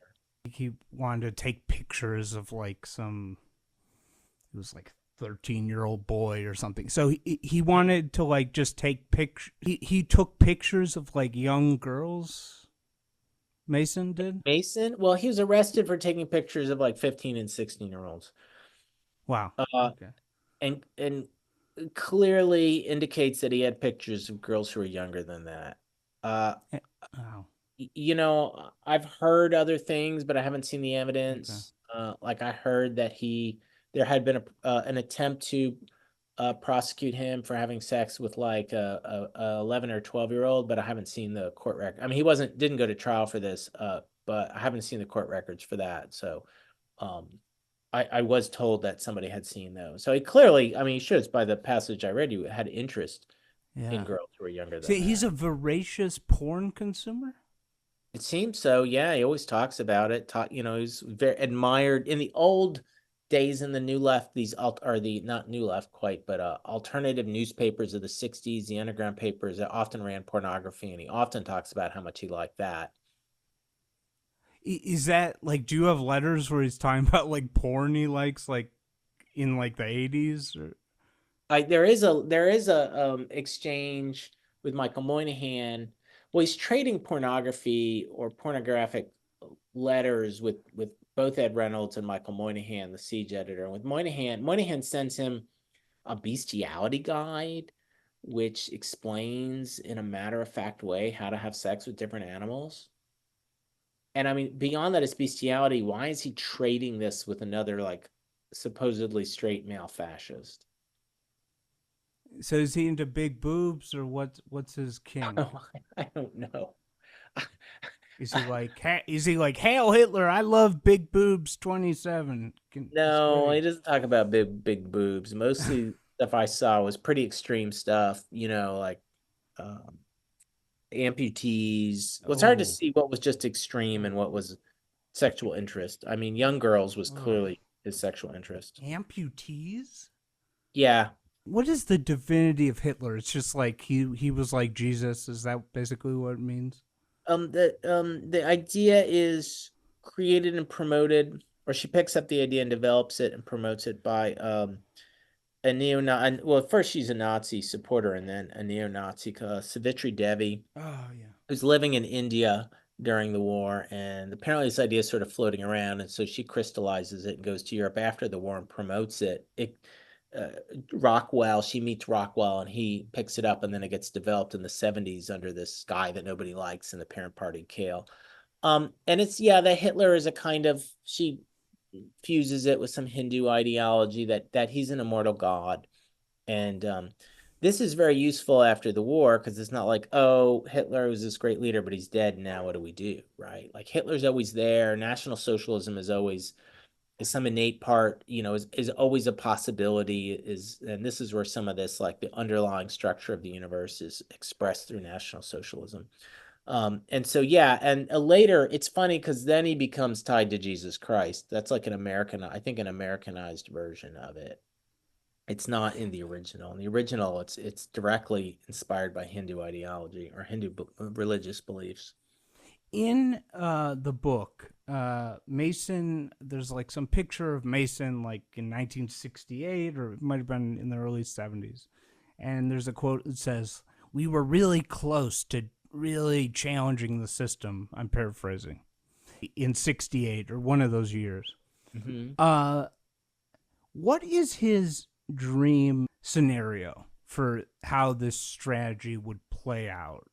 Is it, just like we wake up tomorrow and there's 20 shootings of synagogues, 100 shootings of black churches, somebody blows up a dam, somebody blows up a pipeline? He often talks about, he loves this idea of like having like hundreds of riots, and then the U.S. military is spread out, and then you can like blow up the Pentagon. That's basically his dream?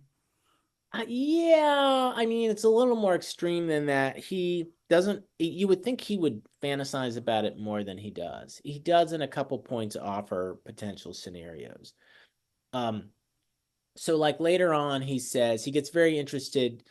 There are some remaining new left terrorist groups that came out of the Weather Underground and the Black Liberation Army, still active in the 80s. The most famous one committed the Brinks robbery in Nyack, New York. There's some BLA elements left who are shooting it out with police.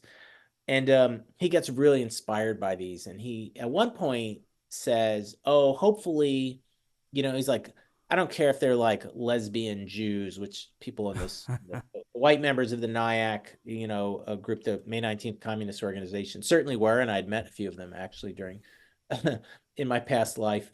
He's like, who cares if they're Jewish or what their beliefs are? Like, the white leftists and the black and other non-white revolutionary nationalists are ready to attack the system. Gosh, I hope they do it. They can fight it out. They'll wear each other down. They'll wear the system down and the communists down. We can sort of hide. This is the dropout thing he gets inspired by from Manson. We'll hide while this conflagration goes off. And then come emerge, and the white people will be so freaked out by this like war and race war, and then we can lead them to victory or at least take over part of the country. So that's one of his more coherent schemes that he offers. Clearly, some of the other ones is there's just like mass calamity, and perhaps people realize the notion of there's maybe a new leader that comes up, or Manson gets free. I guess Manson's still alive, can be freed from prison. He doesn't say this, but like somehow this natural law emerges out of this calamity. He doesn't say that. I think that would be the implication. But yeah, he strangely doesn't sketch it out. There's no Turner Diaries, which is a novel about how this all happens by Pierce. It's not, Siege is nothing like that. It praises violence in the here and now. And really at the end of the day, it does give a political reason, but really at the end of the day, you can see it's just kind of for its own ends. He loves serial killers. You can be a Nazi serial killer. You want to do a school shooting, do a Nazi school shooting. I think that's the appeal today. And he's not doing any of this graphic design. The flyer that you're showing that says the future belongs to the few of us still willing to get our hands dirty. That says political terror. It's the only thing they understand with a gun, and build the National Socialist Revolution through armed struggle. That's a flyer from Joseph Tomasi, that Tomasi Huh. design. And then Mason and others reuse there's the address, the name of the group and the address at the bottom, and various groups reuse it. Tomasi was he was a much better graphic artist. Mason does a nice looking design. He was very sought after to design National Socialist periodicals in the 70s. I'm sure he was one of the only people who knew how to do that. He knew how to run a small printing press, and so he can make as you may guess, a lot of neo-Nazis had trouble finding printers who'd print their stuff, so he could print stuff himself. Well, he has a nice aesthetic sense. He designed a bunch of flyers. He was mostly known for his flyers, and they're nice looking. I mean, I have no, I think he's a decent graphic designer. Solid. We'll call him solid. I once on a Twitter exchange, someone got I and some other longtime monitors of this stuff were having a discussion about Siege aesthetically, about the style. And this guy, and we're all like, yeah, he's not a bad writer. I mean, he's not like the most talented, but sure, he could have been a journalist or something stylistically. And this person got so angry at us, like, how dare you talk about it this way, like in some dispassionate way. And I tried to dissuade him. I was like, look, man, we're reading this stuff all day long. Like, if you say a novel is bad, if I say the Turner Diaries is poorly written, it means I can also recognize that another piece of neo-Nazi literature is well written, right? Like it shows I can make an aesthetic judgment. I didn't win the discussion, but he did finally calm down. He was like, okay, well, I guess Yeah. I can understand why you would explain the appeal to people. Yeah. I'm like, that's not exactly what I'm saying, but Yeah. I'll take that Yeah. to stop the exchange. Yeah. He's not verbose in his writing. He's sort of kind of direct. The Siege is very readable. I mean, it's very Yeah. long. It really should be half the length, but you can read the text. Yes, he's very direct. It has a nice style to it. It's understandable. So he's got some philosophical musings or whatever, but his political stuff is very easily understandable. It's part of the appeal. So I quickly want to say these far right figures and just tell me if Mason was pro or anti quickly. So Aryan nations. He likes Butler, but it's not his strategy, but he respects the leader, Richard Butler.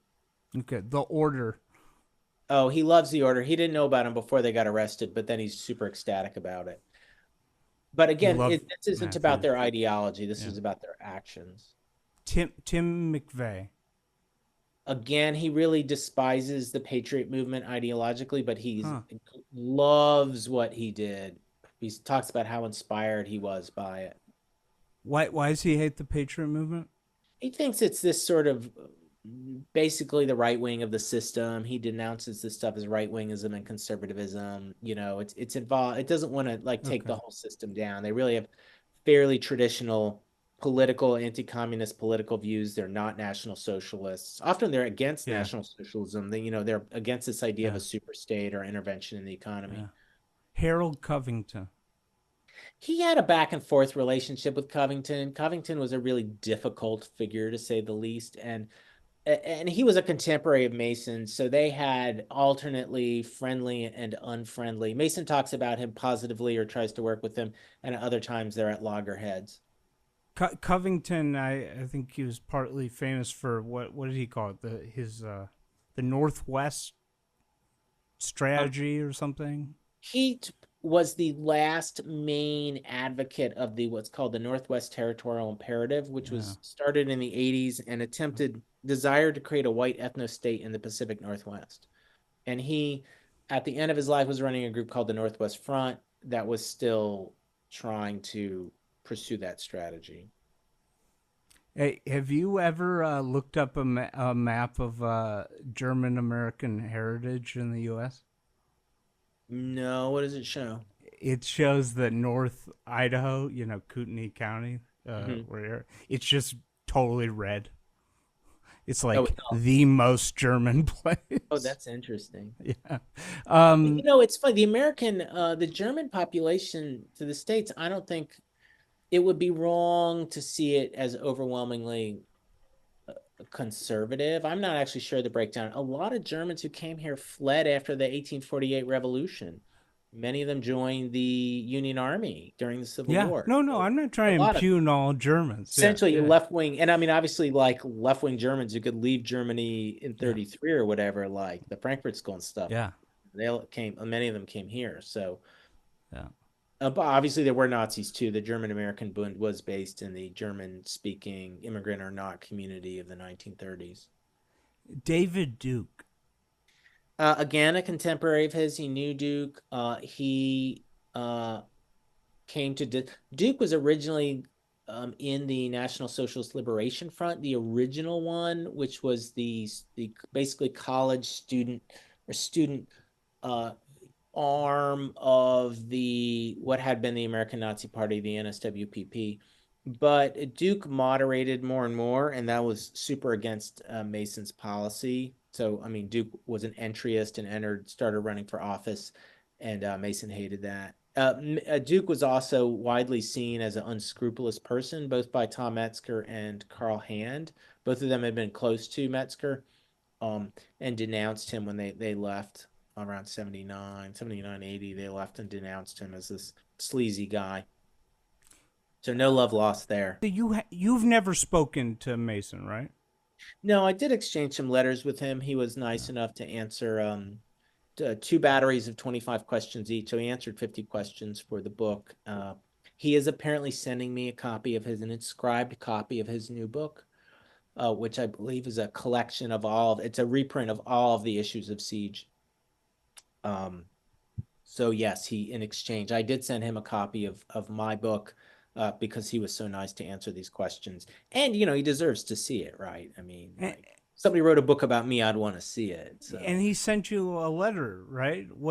He sent me a letter after he read it. It was very, very nice, and he liked it.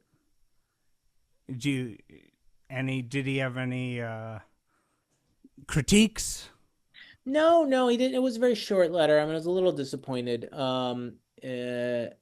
He said in this radio show last week or something that must have been in the last week, because I just got back from Europe a week ago, that there were some holes in the book, but like, I mean, there had to have been. The book's 450 pages long, and I could have kept going in the research for a long time. And of course, a lot of it was based on these personal letters, so there's more stuff out there. So whatever, he said this is a funny thing he said. He's like, I kept waiting for the smear. I kept reading, waiting for the smear. And there was no smear there. It was just a history book. And I read the same thing. I exchanged a number of emails with Martin Kerr, who now heads the American Nazi Party became the NSWPP, and in the early 80s became the New Order. And I exchanged a number of letters with Martin Kerr, the head of that, who again was one of these contemporaries. And he too, I included quotes from him, and he too was like, I haven't read the whole book yet, but I looked through all the citations for me, and I was incredibly impressed. You're one of the only people who's ever quoted me like accurately and didn't try to smear me or whatever. It was really kind of strange compliments. I was like, why should I like this? I'm not here to smear you. I mean, this is like you in your own words. I mean, I think people can read this. You don't need some ritual denunciation of National Socialism to understand what's going on. How does Mason some of it was really just like, were you friends with X or Y, or what was your relationship with this group or that? So, I mean, nobody's read my book and thought it was a pro-Nazi book, but the Nazis seem to like it. How does Mason talk about you? Does he like, well, he's a Jewish fella, but I don't know that I even said that. He hasn't even said that, huh? I haven't said that. I don't know that I said it to him. No, he doesn't talk about the book much. I mean, he was prompted to talk about the book in the interview, and he just sent me this short letter. He hasn't bashed you. Okay. No, I wish he'd make a video. He clearly isn't so interested in the book, so but that's fine. So let's close on the afterlife of the book. It's discovered by this next generation, Adam Waffen. And, it's interesting. I was looking through his pictures. There's this one picture. It says Brandon Russell, home in the Bahamas. And then I saw this other picture. And Brandon Russell, free from prison. And he seems to be in some pretty expensive looking outfit. Do you know by any chance, is he from a really wealthy family? Oh, I don't know much about Russell. Russell is the founder of the Adam Waffen division. He is back in prison now. for plotting to destroy power grid. Him and his girlfriend in Baltimore were arrested for this. I mean, the guy is such a dumb fuck, right? Like, you're the leader, you founded this Nazi terrorist group, and you've just been released from prison. I think he was still on parole. Like, you don't think everything you do is being watched closely? Like, how dumb are you? Pretty dumb. The funny thing, or the best thing, there's two pictures after prison that are of interest. One is him in an Animal Liberation Front t-shirt. The other is him in a Non t-shirt, which is the name that Boyd Rice did a lot of his recordings under. And this shows that he's very aware of Rice's relationship to Mason, even though Rice would like this to be, it was not very public before my book. You'd really have to dig to find any concrete evidence between the two. I'm sure Rice doesn't want anybody to know this now. Informants. There's a picture in Siege of a guy. It's funny. He has a look on his face like, I really don't want to be photographed because I'm an informant. The guy and with he's the like sunglasses? the private plane. Oh, private plane guy. What? So an informant came from Mason, and he had a plane. He was trying to befriend him or something. I think there were several informants. Yes, this guy, oh God, he was such an obvious informant. I believe Gene Laws, I believe was his name. He was some guy who was either in the FBI or was hired by them. You know, there's all these sort of people who are often the government works with other people. And he tried to butter Mason up, and I think there were gifts. He took him on rides on his private plane. I mean, Mason's like, Siege is making no more than 100 copies an issue. There are 66 names at the end on the mailing list, and they're not all subscribers. Some of them are freebies, or he's trading with other publications. So why this guy with a private plane is going to go, you know, this wealthy guy is going to butter Mason up. Mason knows he's an undercover. Basically, after the order, the guy pops back up and he wants introductions to all these white supremacist leaders. And Mason writes Tom Metzger and Richard Butler. And Mason writes them and is like, you know, this guy's clearly an undercover. You know, I have a lawyer who'll investigate, but the guy needs a retainer. Can you help me? And they didn't help him, which Mason was really unhappy about. But yeah, so I mean, this clear Mason is, you know, his every move is watched. I'm sure my letters to him are gonna go in whatever FBI file I have. I had FBI agents come to my house for a ridiculous reason. Really? A few months ago. Yeah, some right winger had basically used a loophole that forced the FBI to respond to even anonymous accusations to come interview me, but my lawyer, they weren't at my house, that I wasn't home. My lawyer quickly encouraged them to drop this line of questioning, and they did. Yeah. Did the plane informant guy, did he want Mason to do the classic thing at the end? Did he like show up to Mason's house and like, here's $40,000, cut off the end of the shotgun? Oh, he did try to get him he said he did try to get him to do illegal things, which, I mean, Mason knew what was going on. And Mason had a policy. So Rockwell had a policy of talking to the FBI. He really adored J. Edgar Hoover. Rockwell in some ways was just a very traditional American anti-communist guy. He certainly wasn't a messianic National Socialist. And so Rockwell did talk to the feds and did have a open relationship with them. And Mason sort of kept this strategy that he would talk to these people. But Mason was being very clear from the beginning he wasn't doing anything illegal. He had been arrested when he was younger in the mid-70s for a hate crime. And after that, he was like, don't do anything illegal. Espouse illegal actions, you know, within the limit of the law that you can do that, but don't do anything. And so he would meet with people even he knew were police or informants or whatever. And at one point they did come to him to help him out, I think fairly. There was a spate of mail bombs being sent to neo-Nazis, probably by a Jewish Defense League splinter or someone inspired by them. And they came to him and warned him that he was a target. I heard you say that he's incredibly naive. I think I don't know, he's incredibly naive. He's very honest and he's very blunt. These guys are just liars. They're all liars. They all try to, the best quote I ever read from someone is like, I'm not a neo-Nazi. I'm not a Nazi. I'm a National Socialist. And you're like, come on, and just like own up to who you are. They always try to, I don't hate black people. I just love my race. Just fucking be like, yeah, I hate black people. I mean, you're a Nazi. Like, what do you have to lose? You're not fooling anyone. It's just astounding. And he is very, very, very, very straight up, to the point of, I think, naivete. When, especially in the 70s, there were people, what's the word? Organizing against him behind his back, and he lost out in these. He didn't see what was going on. He took people at their word and got outmaneuvered.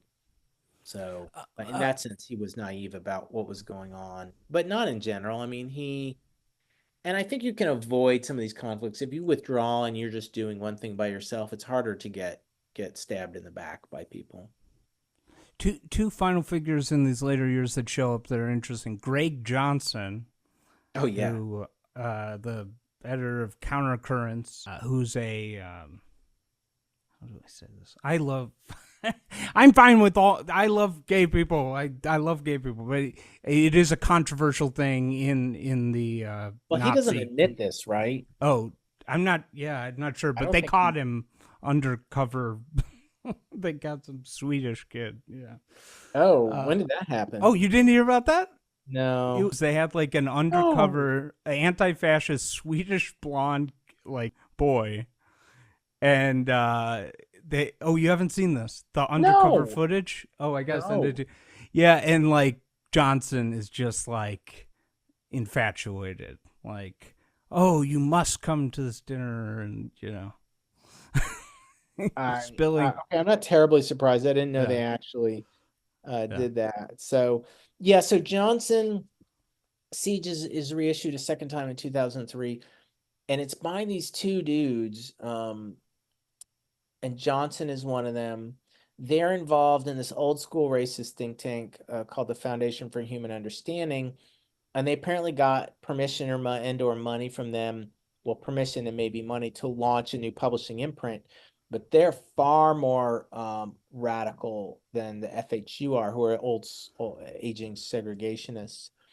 And so they contact Mason and, say, hey, we want to reissue Siege and go through this process. Now, Johnson contacts him as well. He's trying to see if Mason has any Savitri Devi letters, because she was in contact with George Lincoln Rockwell, and Mason was collecting all this stuff from this period because he knew all these party members. So Johnson writes him a letter saying, oh, I love Siege, it's great. Now, is he buttering him up? I don't know. He does distribute Siege for quite a while into the alt-right era, which is at odds with his otherwise genteel fascist neo-Nazism. He holds a PhD. He's one of the few. Yeah, he was like a PhD grad student at the time, right? I believe it was a little unclear finishing his doctorate at the time that he gets in touch with Mason. I'm curious. Yeah, Schuster is the other guy he's working with, and Schuster is the one who finally puts out the second edition of Siege. But Johnson's around and is working with him at least at first, and is in contact with Mason. I wrote an article with Hannah Gaze for the Southern Poverty Law Center about this. If you want to read more, it's an expansion of what's in the book. People should definitely read that. I'm curious, and this is something like for age reasons I don't remember. I'm thinking about 2003, like 1998. How did these people get Siege? Or how did people get this stuff? Well, let's talk about the original edition. It had two audiences. One was neo-Nazis, and Mason had just been an insider and knew people, and he was in contact with people like the American Front and Metzger. Metzger put him on the cover of his newspaper and apparently sold, many. You could order the book through Metzger. Metzger was sort of at the height of his popularity, so he sold quite a chunk of them. they actually found, it was really wild. There was a national TV talk show called the McLaughlin Report, and they interview Metzger. He holds a copy of Siege up, Metzger does, on national TV, and was like, "This is where it's at. You should read this." So Metzger's selling some, and other people in the neo-Nazi scene have become, Siege has become more popular, and so people like in the American Front are interested. And there's some other Nazi zines, fascist zines. And then Michael Moynihan is the editor. He was a industrial and then a neofolk musician, and he's really tied into all these networks, and he gets it reviewed in these fashy, like, neofolk fanzines. And he gets it in 6 different alternative weekly newspapers. They kind of folded with the internet, these weekly papers, like the Village Voice was the most famous of them. They're the heirs to the underground papers of the 60s, very popular in the 90s. And he gets in a bunch of them for being so, like, quote, extreme. And he's piggybacking in part on the height of this, I mentioned it before, Charles Manson revival of pop culture revival, which reaches its apex with Guns N' Roses recording one of Manson's songs on their album, The Spaghetti Incident, right when Siege is issued. So Moynihan, who is a skilled publicist, amongst other things, is able to get all of this more mainstream coverage for Siege. So between these fanzines and the coverage, from the alt weeklies, then it gets a reputation as the craziest text, and so other people hear about it. Like, I read about, and I actually knew one of the people involved, sort of both, an anarchist book distribution service that distributed Siege, just because they thought they weren't Nazis, and they weren't, but they were entranced by the radicalism of it. So it was available for anarchists to buy, for example. And so that's how it went down. I believe after I finished the book, someone showed me, it's what I thought, but Graham Macklin says 1,000 copies were made of the book, which makes sense. That was historically the lowest number for an affordable run of offset printed books before print on demand. The second edition had 500. The first edition clearly took a few years to sell out. The second edition also sold out. It was put online in 2006. And by that time, it was sort of known. I knew about it in the early aughts, but because of Moynihan's book, Lords of Chaos, about the Norwegian black metal scene, became very, very popular. Book sold tens of thousands of copies. Parfrey also issued it. And this brought back up people looking at Moynihan, because it's Lords of Chaos is a fashy book. And Moynihan was like, "Oh, no, no, no, I'm not a Nazi. No, no, no," because he didn't want to ruin his, big moment. And people were like, "No, dude, he published Siege. He edited and published Siege." And so people started looking at his background and these connections, although they didn't have access to all this correspondence. And so then Siege became known as a neo-Nazi book, which, just makes it more known to other people as a neo-Nazi book. So I knew about it in the early aughts, but because Moynihan had become an object of investigation because of Lords of Chaos. And by the way, just for the audience, we're not talking about Michael Moynihan, the Vice journalist, who's a... Oh, yeah, totally. I know it's very confusing. There's also an actor named James Mason. Yeah, the Vice Michael Moynihan is very much not an anti-Semite. There's also another Tom Metzger who is... Oh, yeah. And who's funny is, like, very, very, very peripherally involved to the outside elements of the scene. I think he was involved with disinformation. So, yeah, just to make things more confusing. Did you reach out to Nicholas Schreck, who, by the way, he lives in Germany now, right? Yeah, I sent him on his website. It says you have to send him a letter, and I sent him a letter, but I didn't hear back. I tried to contact Rice. I don't want to talk to any of these guys. Well, Schreck's not a liar. He's pretty upfront about he's a little ambiguous, but he's not a liar about his background. I sent letters to 2 addresses I had connected to Moynihan, and you had to sign to receive them, and people signed. It wasn't him, but I said, "Please return this if it's the wrong place," and they didn't return them. I contacted Rice on Instagram. I said, "Hey, written this thing about you, your chance to reply." He didn't reach out to me. Parfrey had passed away. And it was interesting. I tried to talk to a bunch of people who knew Rice in the 80s in San Francisco from the punk scene when he was there, and not a single person talk to me on the reg. Jello Biafra. Jello Biafra not just refused to talk to me, but asked that his name be removed from the book, which I did not do because I'd already written it, and he's part of the story that he was friends with Rice. Hey, you've seen Nicholas Schreck talk, right?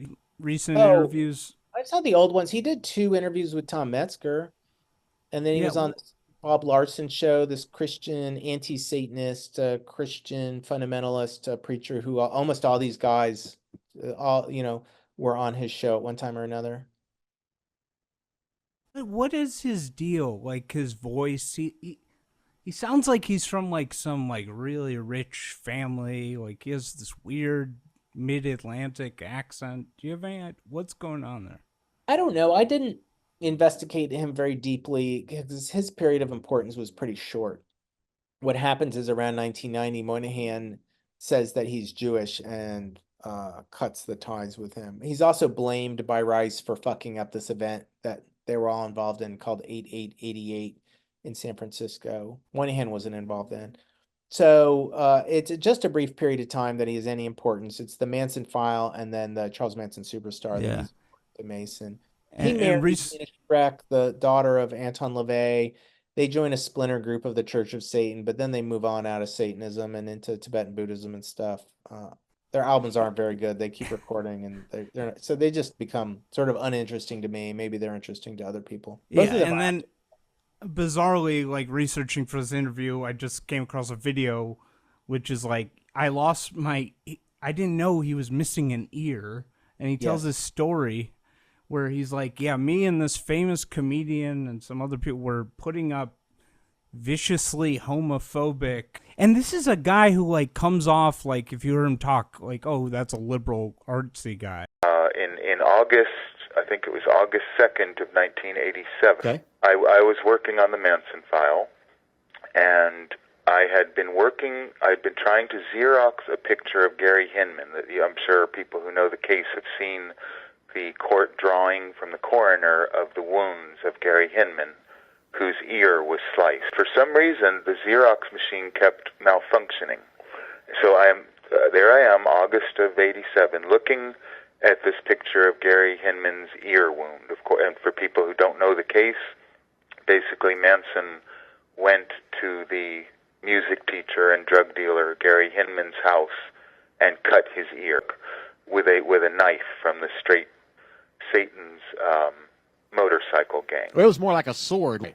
He slashed his ear, nearly cut it off, and Susan Atkins later famously tried to sew it back on with dental floss.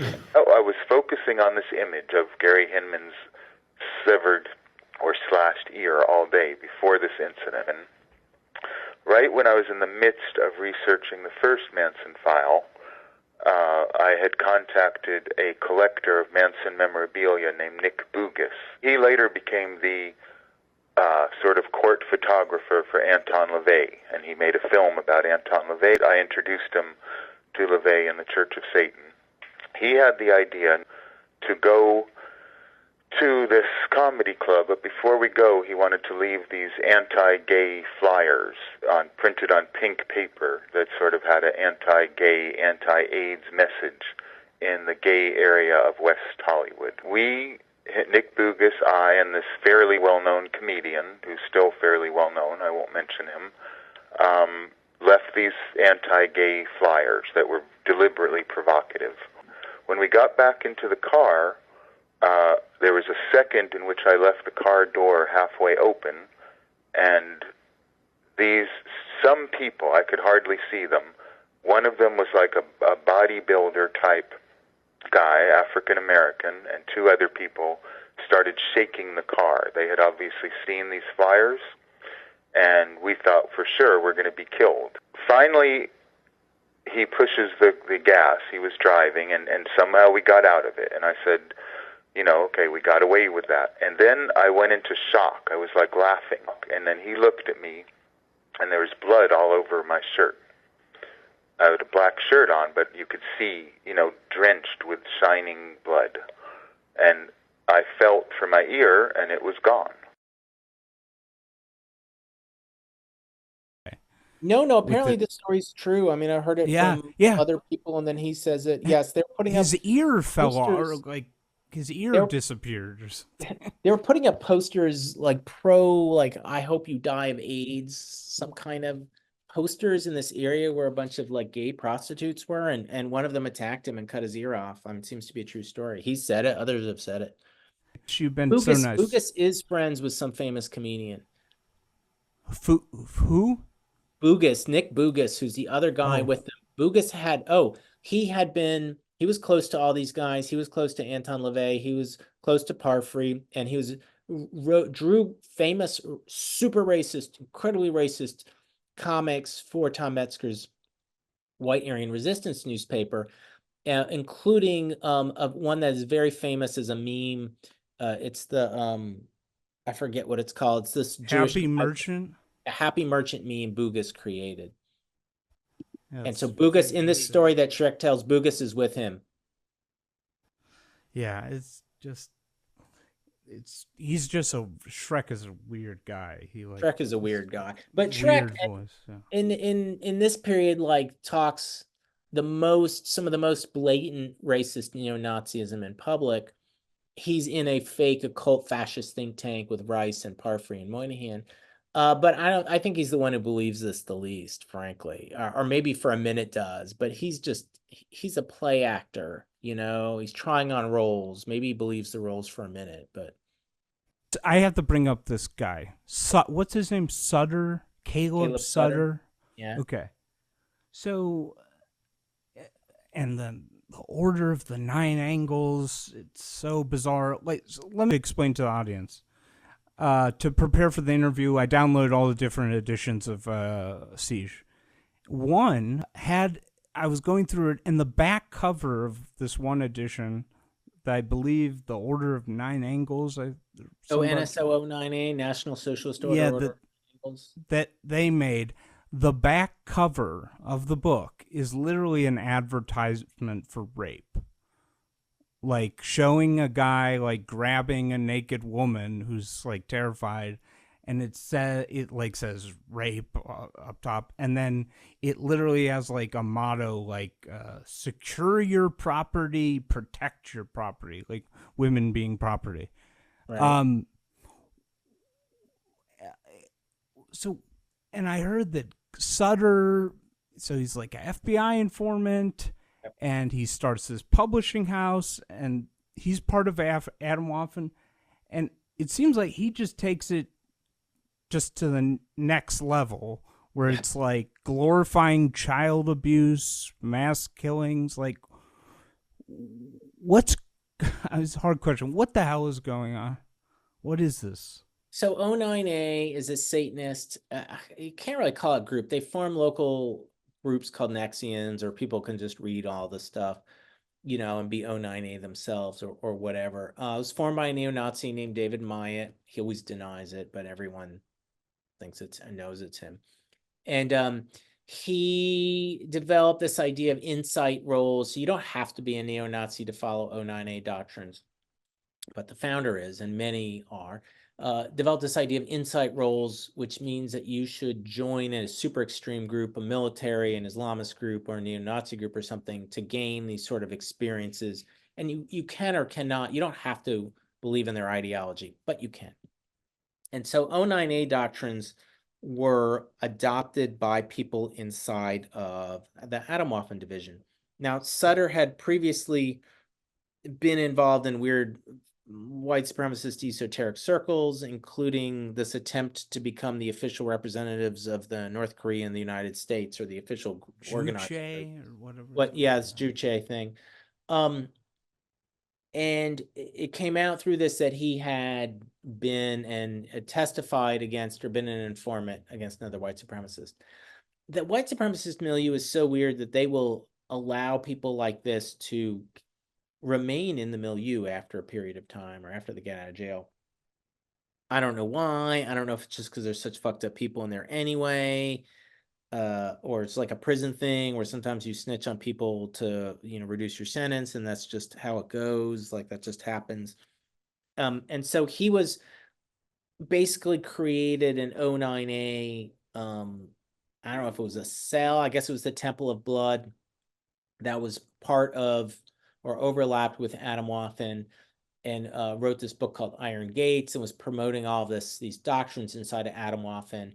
And this helped cause splits. Atomwaffen folded. It looked like they were going to be prescribed by the US because they had official overseas affiliates, or at least one in Germany.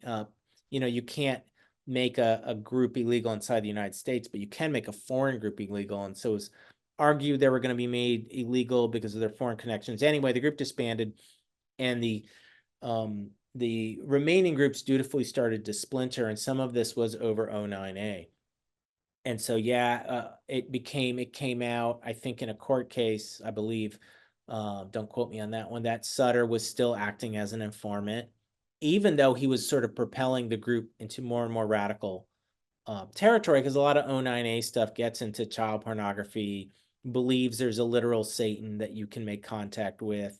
Some of them are involved in this weird child abuse cult called 764. It's like an online thing where people try to get children to incriminate themselves or make child porn or mutilate themselves. And so there became more and more splits in these post-Atomwaffen remaining elements over Mason's predilection for pedophilia, and B, over Satanism in 09A. And so eventually this newest edition of Siege, which I believe came out last year, was published by the National Socialist Order of Nine Angles, one of these splinter groups. And they actually denounced Mason in it, and he denounces them. And this is this very Satanist-themed one that you have seen. Why did they denounce Mason? I can't remember what's in the introduction. I think it's too conservative. He doesn't like Satanists. He liked the church. His friends were all, he was never in the Church of Satan. His friends were, but the Church of Satan seems very moderate compared to Order of Nine Angles. Church of Satan's like, obey the law. We're a law-abiding organization. In some level, they weren't theistic Satanists. They're like, there's no literal Satan. In some ways, it was a scam just to use the Satan stuff to follow their own interests. And so Mason, became a Christian while he was in prison, a kind of racist, believed his own version of racist UFO-laden anti-Semitic Christianity, and it turned to having a negative view of Satanism, although he did still appreciate LaVey. And I believe it was partly through this. He really didn't like 09A, especially they believe in a literal Satan. And I believe you can read the introduction again. I assume the UFO theory is that Aryans were created by the aliens. Is that the idea, sort of? It's based on Chariot of the Gods, this popular book from the 70s and 80s. It basically says the Bible is a description of UFOs. I can't remember the whole argument. I didn't really get into in the book. I was just like, okay, like UFO Christianity, like this is just going. So I'm not sure the relevance to our political questions here. When they say that Sutter in his, I think it was called the Marinette Press or whatever, he ran that with his partner. Yeah, they said he promoted child abuse. Like, what does that mean? You don't have to answer if you don't want, but what? Like, I don't understand. Oh, I wouldn't. I'm the wrong person. Okay. I get squeamish at this stuff. No. That's I totally understand. There's definitely limits to me when people start sexual abuse. Like, when I wrote the book, one of the editors was, you should go into the literature about child sexual exploitation and abuse. I was like, no, I will not be doing that. There was a killing of a gay Jewish college student in California, Blaise Bernstein, by a member of Atomwaffen. I believe there was an incident. They were going after a power station. There's been deaths. It seemed like they sort of took down the group. But still, on Twitter, if you go into the right-wing cesspool, you'll see Reed Siege, Day of the Rope, all these ideas. Right. So among this young far right, like, is it Mein Kampf and this? Are these the most important books? Well, let's just be honest. Nobody reads Mein Kampf. They use it as a symbol. I read it recently, and wow, it's a long, boring book, and it's not that exciting. maybe like the Turner Diaries in this. I mean, I think this is the Turner Diaries for Zoomers and millennials. I mean, if you're this is better written and more extreme. Some of the stuff in Mein Kampf is kind of, you have to, I don't say read between the lines, but it's not like this. Talking about the North Tyrol question isn't going to excite people. So yeah, I think it's amongst the most radical neo-Nazis. This is absolutely the most important text. There's no question about that. Are you concerned, or should we be concerned, or Yeah, not there's about a dozen murders in the last few years that have been tied directly to siege culture. The ideas inspired by it. There's Atomwaffen people, or those connected to them, killed 5 people. This recent massacre in Jacksonville, Florida, this guy goes into like a dollar store and kills 3 black people. He mentioned siege explicitly in his manifesto. There were a couple other murders in which Telegram or Atomwaffen are referenced. So yeah, there's more and more of these racist murders are Poway, maybe what? Buffalo. Buffalo didn't. One was in Eastern Europe, and one was in Germany, I believe. The Halle massacre in Germany. Or that guy killed 2 people. Oh yeah, They found Atomwaffen literature. Germans had to tell me about this. It wasn't reported in the States. They found Atomwaffen literature in his apartment or whatever, his flat. Is there any of these killings that Mason was like, "Oh, you went too far," like, or did he applaud like Tree of Life, like everything? I haven't listened to every statement that he made, but yeah, I mean, he's just into this stuff. Absolutely. I mean, he would have absolutely. I'm sure he's absolutely into every one of these. I just want to end on this because we talked about before. You're an expert on anti-Semitism. Have you noticed that a lot of the Groyper Nazis that have been unmasked recently are like Indian Americans or like Hispanic Americans? Like, there's been a lot of that recently. Have you seen that? I mean, well, Nick Fuentes, right. But not of American background. I mean, yeah, this isn't so uncommon. I think we're seeing a lot of this across the board. And my question is, do you think, my theory is that as America gets more diverse, I think we're seeing an increase in the focus on anti-Semitism versus racism, because anti-Semitism is going to act as the solidifying agent, where like, okay, you might be half Indian and you might be Hispanic, your parents might be from Pakistan, but we all hate Jews. It has that potential for sure. Yeah. It definitely is and has in the past crossed racial lines. When there are white separatists meeting with black separatists, anti-Semitism is often, a common point. And this is stressed, although not often, or I don't think that really there are any cases of reciprocation by white supremacist interest in Islamists, the common threads of anti-Semitism. Thank you so much, Spencer. The book is amazing. Thank you for having me on the show.